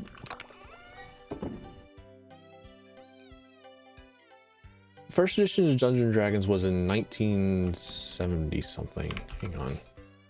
All right, about the Dungeons and Dragons first edition. When was that? 1974. All right, I was right. And then, hey, you thought that I was monetized. You thought that you could throw me like 50 cents. No, unfortunate, but I do not have the ability to be paid by Twitch. I have no subs. I got no bits. I got nothing, my guy. Take that money? Hell yeah. My hands are tied behind my back. I could be chomping at the bit, ready to take 2 quarters, but Twitch says no. Twitch speaketh and saith no. And I'm like, well, shit, guess not. Why not? Well, because I do not quite meet the requirements to become affiliate. And affiliate is whenever you are able to become monetized on Twitch. And that requires you to have 50 followers and an average of 5 people or they require you to have 5 people chatting in your chat at one time, which I already have done somehow in a Steambot Chronicle stream of all the damn things. Who would have thought? And then a minimum of 50 followers. So I have 42 followers, which not bad. Not bad, pretty good. Going on. It's steady, it's growing. And then since I already have like half of it already done, it's like, all right, I just have to wait. I just have to keep grinding, have to keep being visible, just have to keep being here. Like, yeah, GG's. I'll get there. Yeah. I'm confident. Oh, the Noid bag has followed. Oh, big thankies. I appreciate it. Hang on. Let's see that again. Mr. Whedon's son. Oh, look at him. Look at him go. Oh, vampire craved. Got that going on. Oh, look at him following. Oh, look at him go. What if we did it again? Oh, UMVC3 Dante with Devil May Cry 5 Dante stinger noise. Oh, love it. Oh, look at him go. Knocking down my door, increasing that follower count. Oh, look at him go. Oh, love that. I forgot that I forgot for a moment that I just like mashed the replay button and I started like looking over at my other monitor to like try and figure out what it is that I'm trying to look up with Dungeons & Dragons first edition Japanese release date. There we go.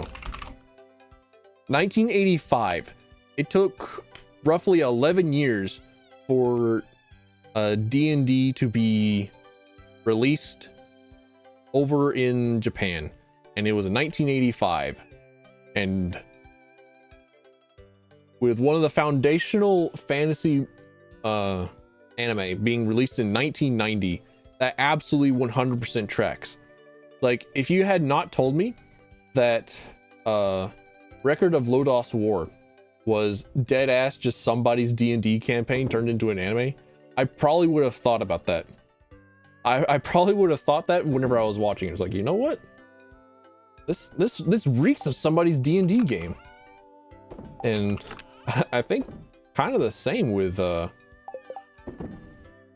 Slayers, because I always pitch Slayers as it's 90s D&D anime where everything goes wrong all the time. My stream's actually fun. Oh, I'm an entertainer. I love it. I love yapping to myself and being entertaining. Wait, hang on. I have to put my DS up. It's orange and bright and bothering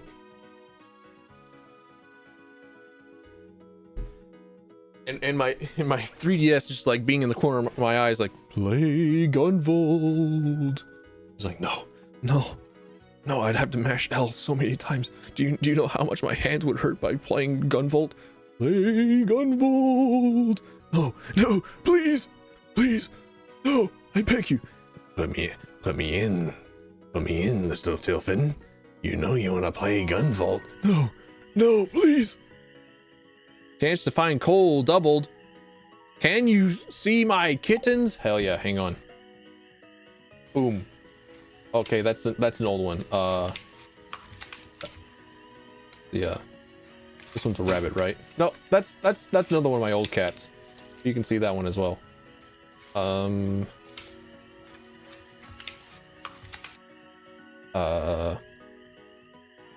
That's Cerveza Cristo. That's not a cat. Nope, that's fan art. Cat. I already clicked you. What are you? This one's just labeled media source. What are you?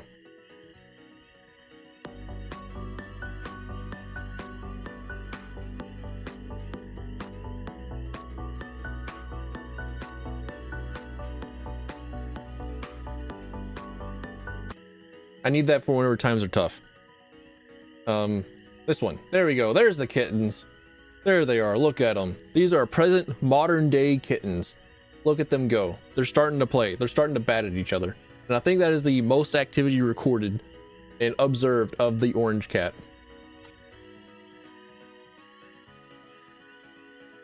Because the orange cat is a sleeper.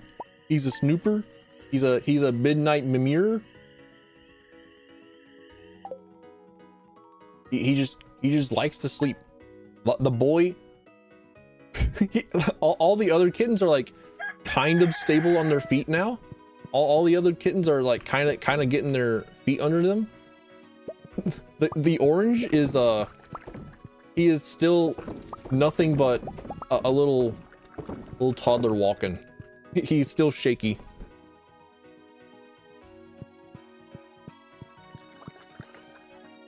It's just orange cat, yeah. I mean, I can't think of a name for him, just like orange. He's actually already being adopted by somebody else, so that's cool. That's great. Love that for him. We have, let's see. Actually, hang on, I could probably go through. All right, so I don't have, can I show? Hang on, I'm going to put my artistic skills to test here. See, hang on, display capture primary. It's underneath the cats. Hold up. Okay, so I need a quick mouse pointer for whenever I'm doing this shit.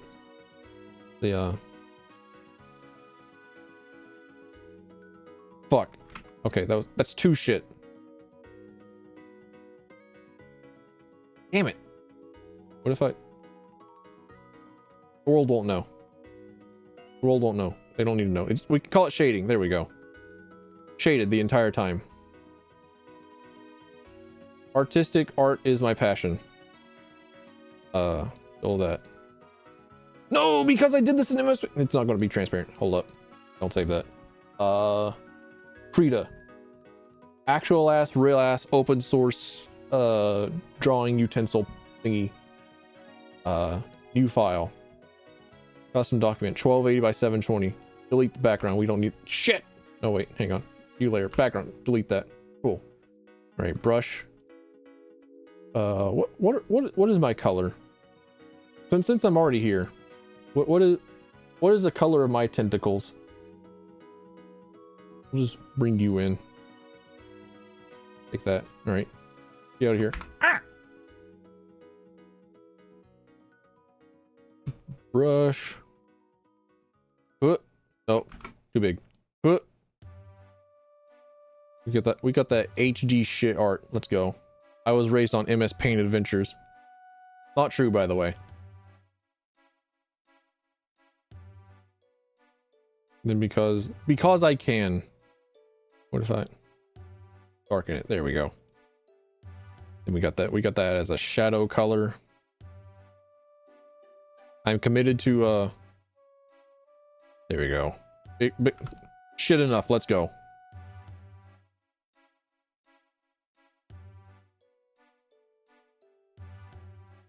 Let me save this as that there. Mouse pointer.png. All right, now we go here into my OBS, go image, label it properly. Pictures, things that, God damn it, did. Every time that I like mash on my keyboard, I hear it. Here we go. All right, now I have a proper mouse pointer with which to utilize. All right, cool. So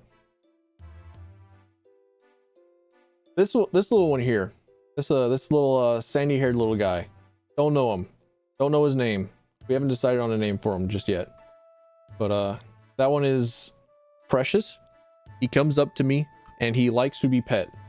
He likes to have his little head touched. He's great. Play.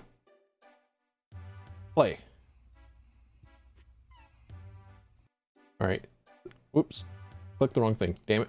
Okay, hold on. This is going to be a little bit difficult because there are so many things to click on in my OBS. This one here, the one that is engaged in the little sandy-headed sweetheart. The calico, yeah. This one is solid black. I think he has like a white patch of fur on his chest. But he is my mom's favorite, and he's kind of a fucking moron. As my mom was saying, like, oh man, my favorite one is the black cat, the solid black cat. We heard a loud bang, and that was from the black cat immediately ramming his head into a wall. He may have brain damage. He might be a little special. Please be gentle. This one back here is Boots. His name is Boots. Or no, I think that's Boots' twin. Boots is which one are you? Damn it.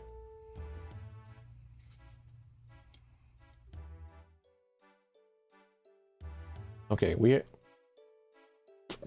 there we go. Okay, that's Boots' twin. Okay, so Boots is way back here. He's behind the calico, and he's behind the black cat, which is really hard to see, probably in combination with how the resolution is on Twitch / YouTube, and also the somewhat low bit rate that I have to stream at. But the Boots is back here. He is also a curious little bugger, and Boots' twin over here. He's an evil sucker. He is devious. He is dubious little creature. Up to no good at all times. I can smell it. I can smell it from him because he likes to hang back, and he likes to like smack the orange one on the head sometimes. And the orange one, he's just trying to exist. He's just trying to find a calm place in the corner.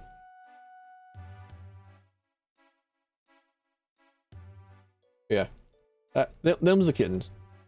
Them's them kittens. Them's these cats. They're cute. They're great. I love them.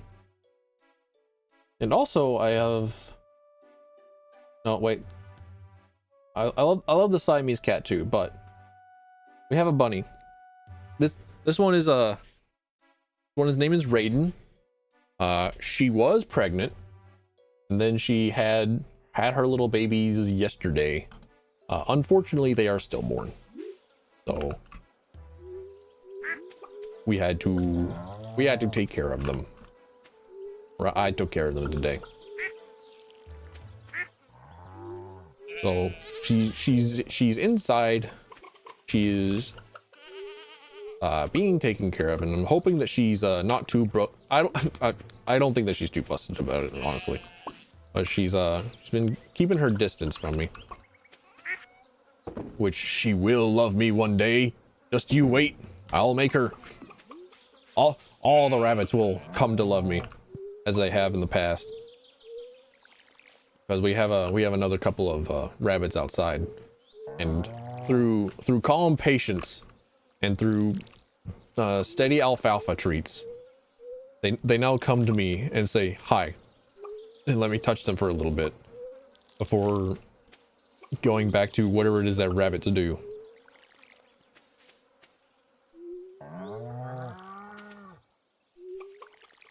But yeah, all the rabbits that we have are it's like a 50-50 of they're being named after legendary creatures or sorry, figures of legend, like Raiden and Raiden and Lancelot and Frodo, or one of them is like Bama, one of them's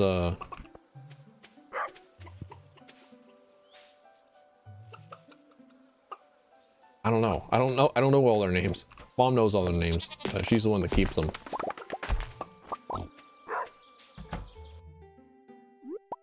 I refuse to kill my slime. I refuse to kill my pet slime. I raised you from an egg. You will be friends with me one day. Just you wait.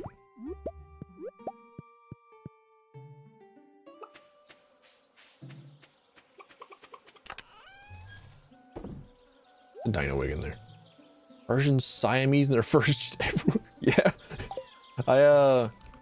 The sandy brown one that I showed on screen was a Siamese cat, and she is currently fucking shedding she has actually turned into a lap cat because she has figured out that I enjoy petting her.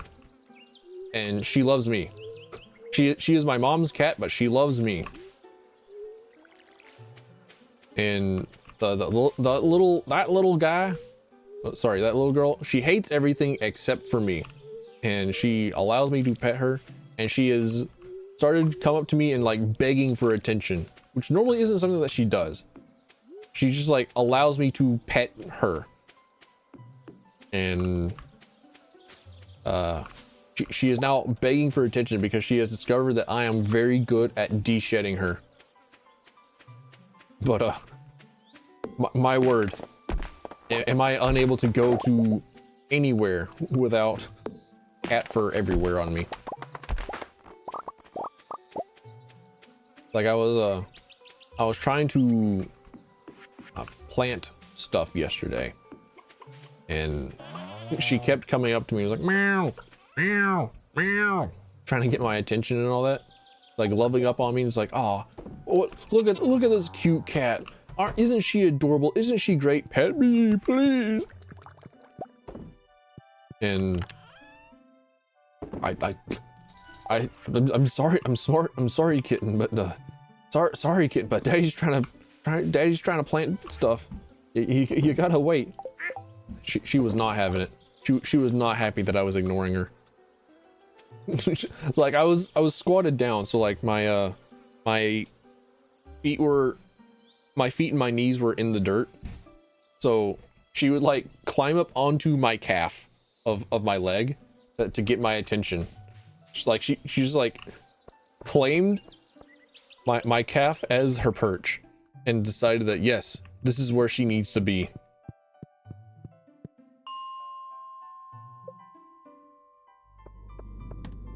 What is her name? Her name is S'more. It's like with cats and dogs, it's like most of the time they're named after foods. Like my dog's name is Nacho. I love him. I love him to bits. He's adorable. He's great. Sweet cutie. Love him. He is an old boy now. He is way old. And damn. I quite like the little dog. He's been with me since middle school because he was a gift from an old girlfriend of mine at the time. Tofus and Cheetos? Hell yeah. I love the idea of a dog being named Cheetos. Something about it just rings so true. Something about it is just like, that is correct. That is peak pet name, Cheeto. Unfortunate that Cheeto is also the name of a food brand, but not everything can be perfect in this world. I just like the word Cheeto, I think. I think Cheeto just fucking rules. Also, speaking of tofu, I did make fried tofu the other day. I made chicken katsu, and whenever I make chicken katsu, I usually have a lot of leftover oil that I'll save for, well, not a lot of leftover oil. It's like just enough leftover oil to like not want to throw it out, but also not enough to like make another batch of chicken katsu with like hella crack sort of sauce, because like, man, chicken katsu is the shit. It's so good. And I make a damn good chicken katsu, but also I can't make large batches of chicken katsu at a time. So what I'll do is I'll make chicken katsu one day, and then the next day I'll make fried tofu, because that is enough for me to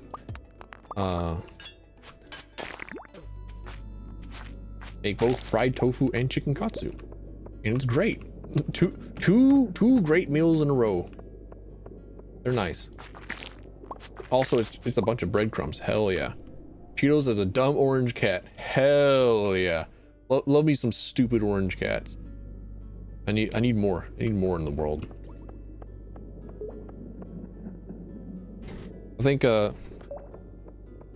S'more also got her name because of her color. Which is technically how Boots got his name as well. I quite like the name Boots for a cat. If only because it's going to make somebody like spontaneously start beatboxing with the boots and cats and boots and cats. Boot cat, boot cat, boot boot boot cat. You know, boots cat. Boots the cats. Nah, there's a joke there to be made. Otherwise, it's just audio stimulation.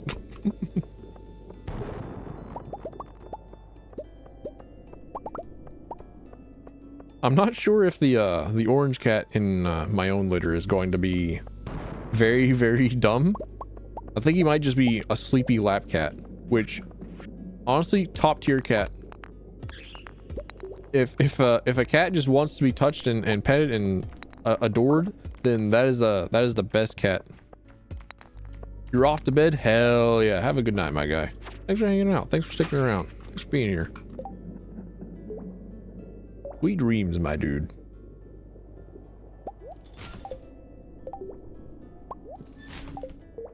You called Puss in Boots. I'm not quite sure how it'll go over being called Puss. I would feel very uncomfortable just saying pussy to call a cat.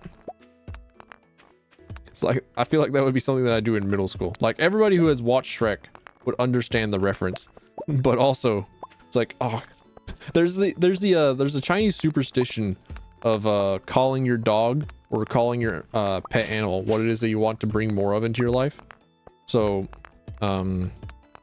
like a common dog name in Chinese would be Lucky, because you want to call for luck, right? So if I named a cat Pussy, it'd be like, okay, I want more pussy in my life, which true, but also at the same time I'm not looking to shout pussy out in my front yard trying to get a cat to come to me. But anyone who knows like Shrek and Shrek 2, the most goated Shrek movie, they would understand what it is that I'm referencing. But at the same time, Stream for Puss.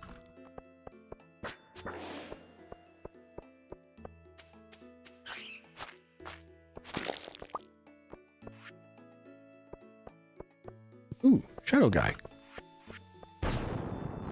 He tanked the explosion. Unfortunate. Hand over the dwarf scroll already. I need a dwarf scroll. I need to talk to my dwarven friend. All right, let me grab it. Let me grab a drink of water. My throat's feeling it. I did one too many funny voices in a little bit.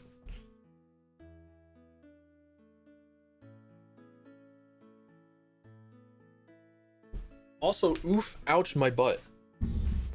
Why is my butt hurting? I did not use any butt muscles. Once again, there is no God for my butt muscles are sore-ish, and I have hardly used my butt. I have hardly used the muscles that make up my butt, and my butt is not catastrophically huge.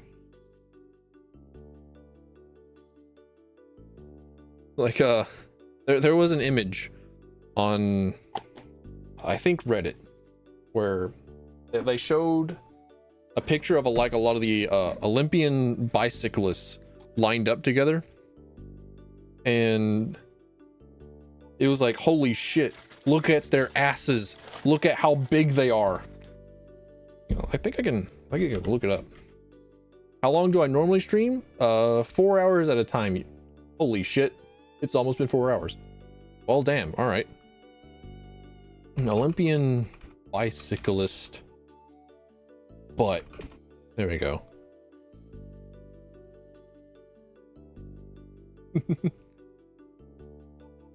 Okay.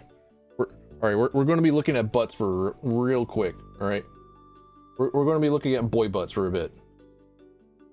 So there we go.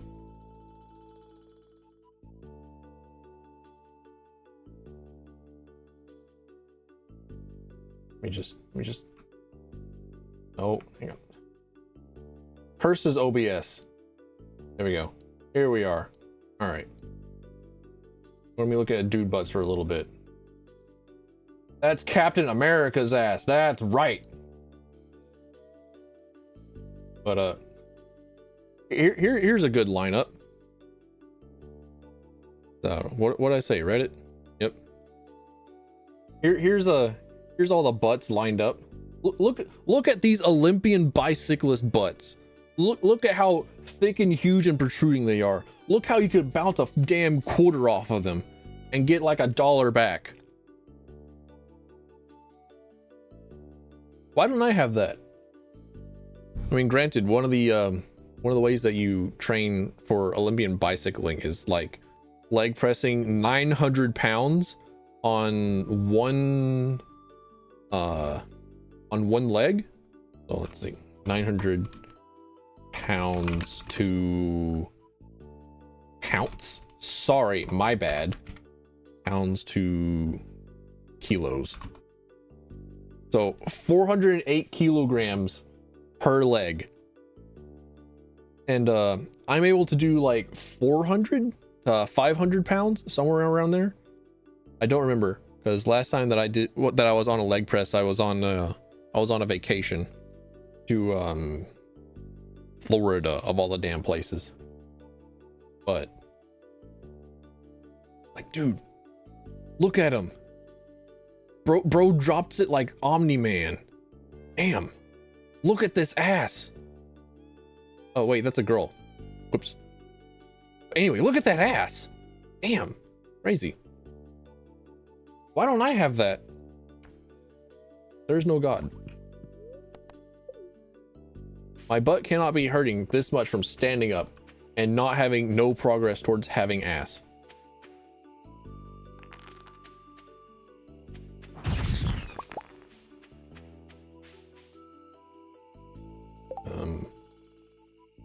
What was I on? I got distracted by butts. I think I was just going about my day. Prepping for whenever fall comes around, or deciding between just sleeping the entire summer away. I've been here for like nearly 4 hours. I'm only day 9 of summer. Holy shit.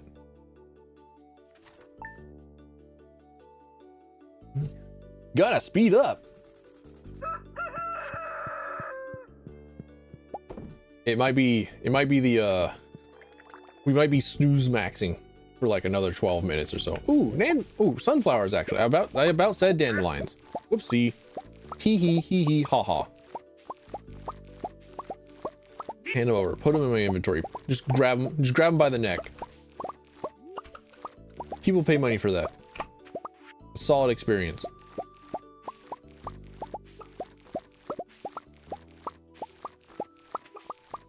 They don't even have a safe word. Oh. Random pig noise got me. Sorry. But, I have been going through and I've been finding like a lot of clips excerpts of like comics where Captain America is involved. It's like, you know what? Captain America's pretty fucking cool. I love Captain America. But like, I don't know. I've never met a story of Captain America where it's like, yeah, I'm here for Captain America. Because I don't know. Sometimes I just like Spider-Man. Which isn't a sometimes thing. Spider-Man's my favorite. I'm basic. I'm crazy. I'm vanilla. I'm silly. I'm goofy like that. But I have always wanted to pick up Captain America in Marvel vs. Capcom 3 as well, because he uses his shield as a weapon, And that's fucking sick. And I always thought that if there was a Hololive fighting game, then if you put Takanashi Kiara as a playable character in a UMVC 3 style fighting game based on Hololive characters, then Takanashi Kiara should have the option to throw her shield just like Captain America in Marvel vs. Capcom 3. She should have the throw shield anti-air in the what am I trying to think of? And the what's the term? OTG on the ground. Shield swinging. She should have those two moves. I don't know. I've been thinking about it a lot. I have thought about a Hololive 2D fighter that isn't Idol Showdown for a long while. I was like, man, that would be sick. And then Hunter x Hunter happened. And then Hunter x Hunter got announced. They got a 2D fighting game announced. And everyone who's like into anime is like, oh man, this is shit. This looks like awful. This looks bad. Why would you release this? Meanwhile, every fighting game player is like, let's fucking go, dude. We're so back. Which is me. I'm the one screaming, we're so fucking back. We're so here. It does, the animation does look bad. Not gonna lie. The animation does look awful. But god damn it. Hang on. Let me type in Twitter correctly. Like, hold on. I need to find the clip of it. It won't be hard because I retweeted it. Here it is. Window capture. Yeah, there it is. All right, cool. But this is gameplay of the new Hunter x Hunter 3v3 fighting game. As you can see, a lot of the animations are okay. A lot of the visuals are serviceable. They are okay. But I'm looking at it and I'm seeing like a lot of Marvel vs. Capcom 3 in it. Like this overgear mechanic up here. This up here, this is X Factor. This is X Factor. That's straight up level 3, level 1, 2, and 3 X Factor. As soon as this game drops, I am 100% into it. I have no attachment to Hunter x Hunter, right? I have not watched more than episode 1 of Hunter x Hunter. I have never been into Hunter x Hunter. I actually only know that the X in Hunter x Hunter is not to be pronounced, and if you pronounce X in Hunter x Hunter, then you piss off the fans of Hunter x Hunter. So I say Hunter x Hunter because the X is there. And why the fuck would you put an X there if it's not supposed to be pronounced? Fuck you. I'm saying Hunter x Hunter. But I have no idea who any of these characters are. Only Gon, right? Gon's like right there. He's like the main character. He's the only one that I know. And I think Killua, the white-haired kid up here, I think those are like the only two characters that I know. But I've seen like this minute and a half of gameplay footage, and this Christ kid with a stick and a chain, he's up my alley. That triggers the Ivy / Ghost Rider player in me. And then guy with the cards, this guy, him right here. We got fucking happy birthdays. Let's fucking go. Like air combos, OTG, Dr. Doom Slam. This guy, here we go. He has that. Hang on. This card whip thing here. This looks fucking sick. I want to play with that. It looks so cool. Like the super is just kind of like a cash out level 3 super. Like you do your full combo, then you get hit with a level 3 super. But like that one card swing move, that sold me, right? That said, all right, I'm going to play that character, so I know that I'm going to play whatever the this card shithead is. I don't know them. I don't know what they are. I think I'll figure out what their names are whenever I get to the character select screen. but damn, that game looks good. I want to play it. And back to superheroes in Marvel vs. Capcom.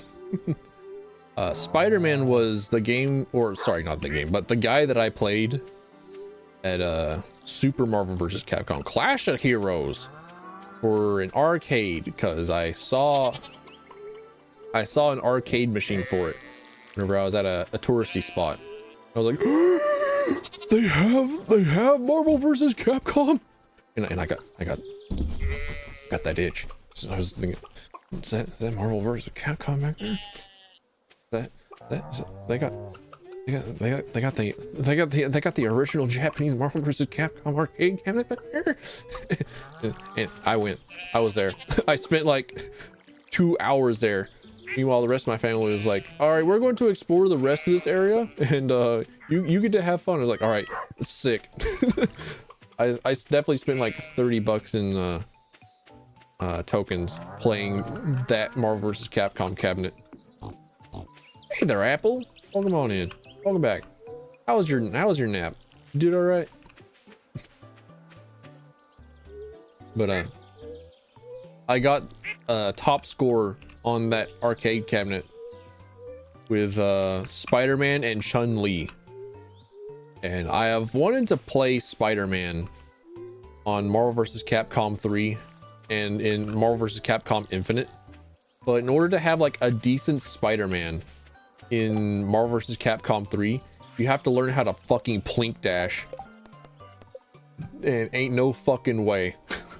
ain't no way I'm good enough to actually plink dash. I've enclosed $500. Cool. Sick. Also, offering a slight premium. Know where a thrifty shopkeeper might try 25 gold star vegetables. Are you telling me that these 177 212 sunflowers I have picked up, 45 of which are golden, are not considered vegetables? Go fuck yourself, Gear. What can I do with the sunflowers? I don't know. I'll just sell like silvers and normals. Otherwise, I think you just like sell them, or sorry, you don't sell them, but you give them to Haley. And she's like, oh, I love you so much, but you're not like fashionable. Cats and butts. Hell yeah. So many butts. We were studying the anatomy of butt.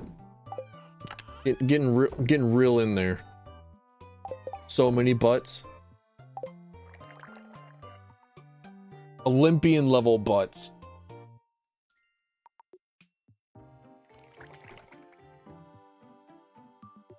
All right, let's see. We'll go check out the go check out the calendar, see if there's anything happening soon. And then got distracted.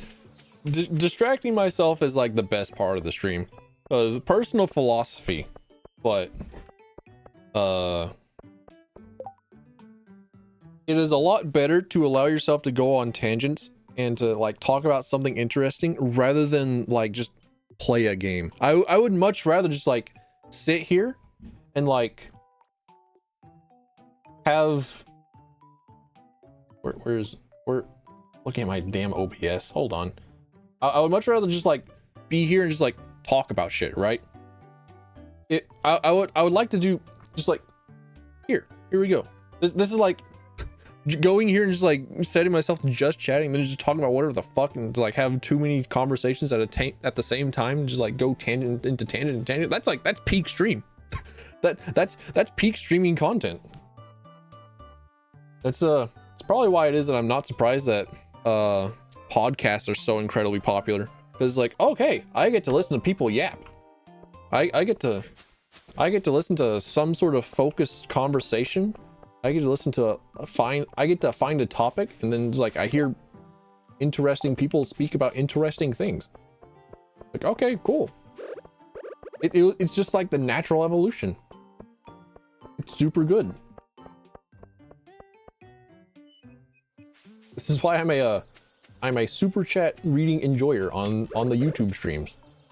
Whenever there's a significantly larger person streaming, and they're like, okay, well, I can't be interrupted by thanking people every like 5 seconds with donations and shit.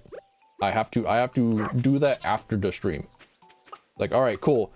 Stream's over. Time for the real stream to begin.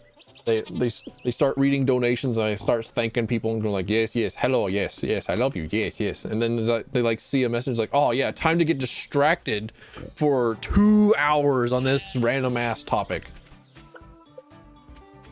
It's like, oh, sick. Hell yeah. Some streamers don't talk that much. Yeah. And for some people, that's pretty fine. Like, I know quite a few streamers who just like don't talk at all. Like, they don't have a microphone on at all. Like, one of them is Animatic, who streams on Twitch as not Animatic. Who is she? Hold on. I follow her. She sometimes streams Breath of the Wild. And she's done a couple of charity streams, but what her real draw is that she is like a top 100 in the world Mercy main, and she has like some pretty good thoughts on things. She is able to like play the video game very well, and like, I don't know, just the sounds of Overwatch are pretty nice to listen to sometimes. So like the sounds of video game is just like sometimes nice to listen to. So for some reason I can't find her Twitch name. I can't remember her Twitch name, but she doesn't have a microphone. She doesn't talk, but she's pretty good. And another one that I know of is Corpse, where she is quite literally just like a corpse on stream, but she communicates with her stream by having a speech to text. I assume it's a speech to text on stream, so that she like has her words appear on stream while she's playing, but she's otherwise just like a fucking corpse. And it's like, oh, that's neat. That's pretty like Ib inspired artwork. Cool. Ooh, my mayo is done.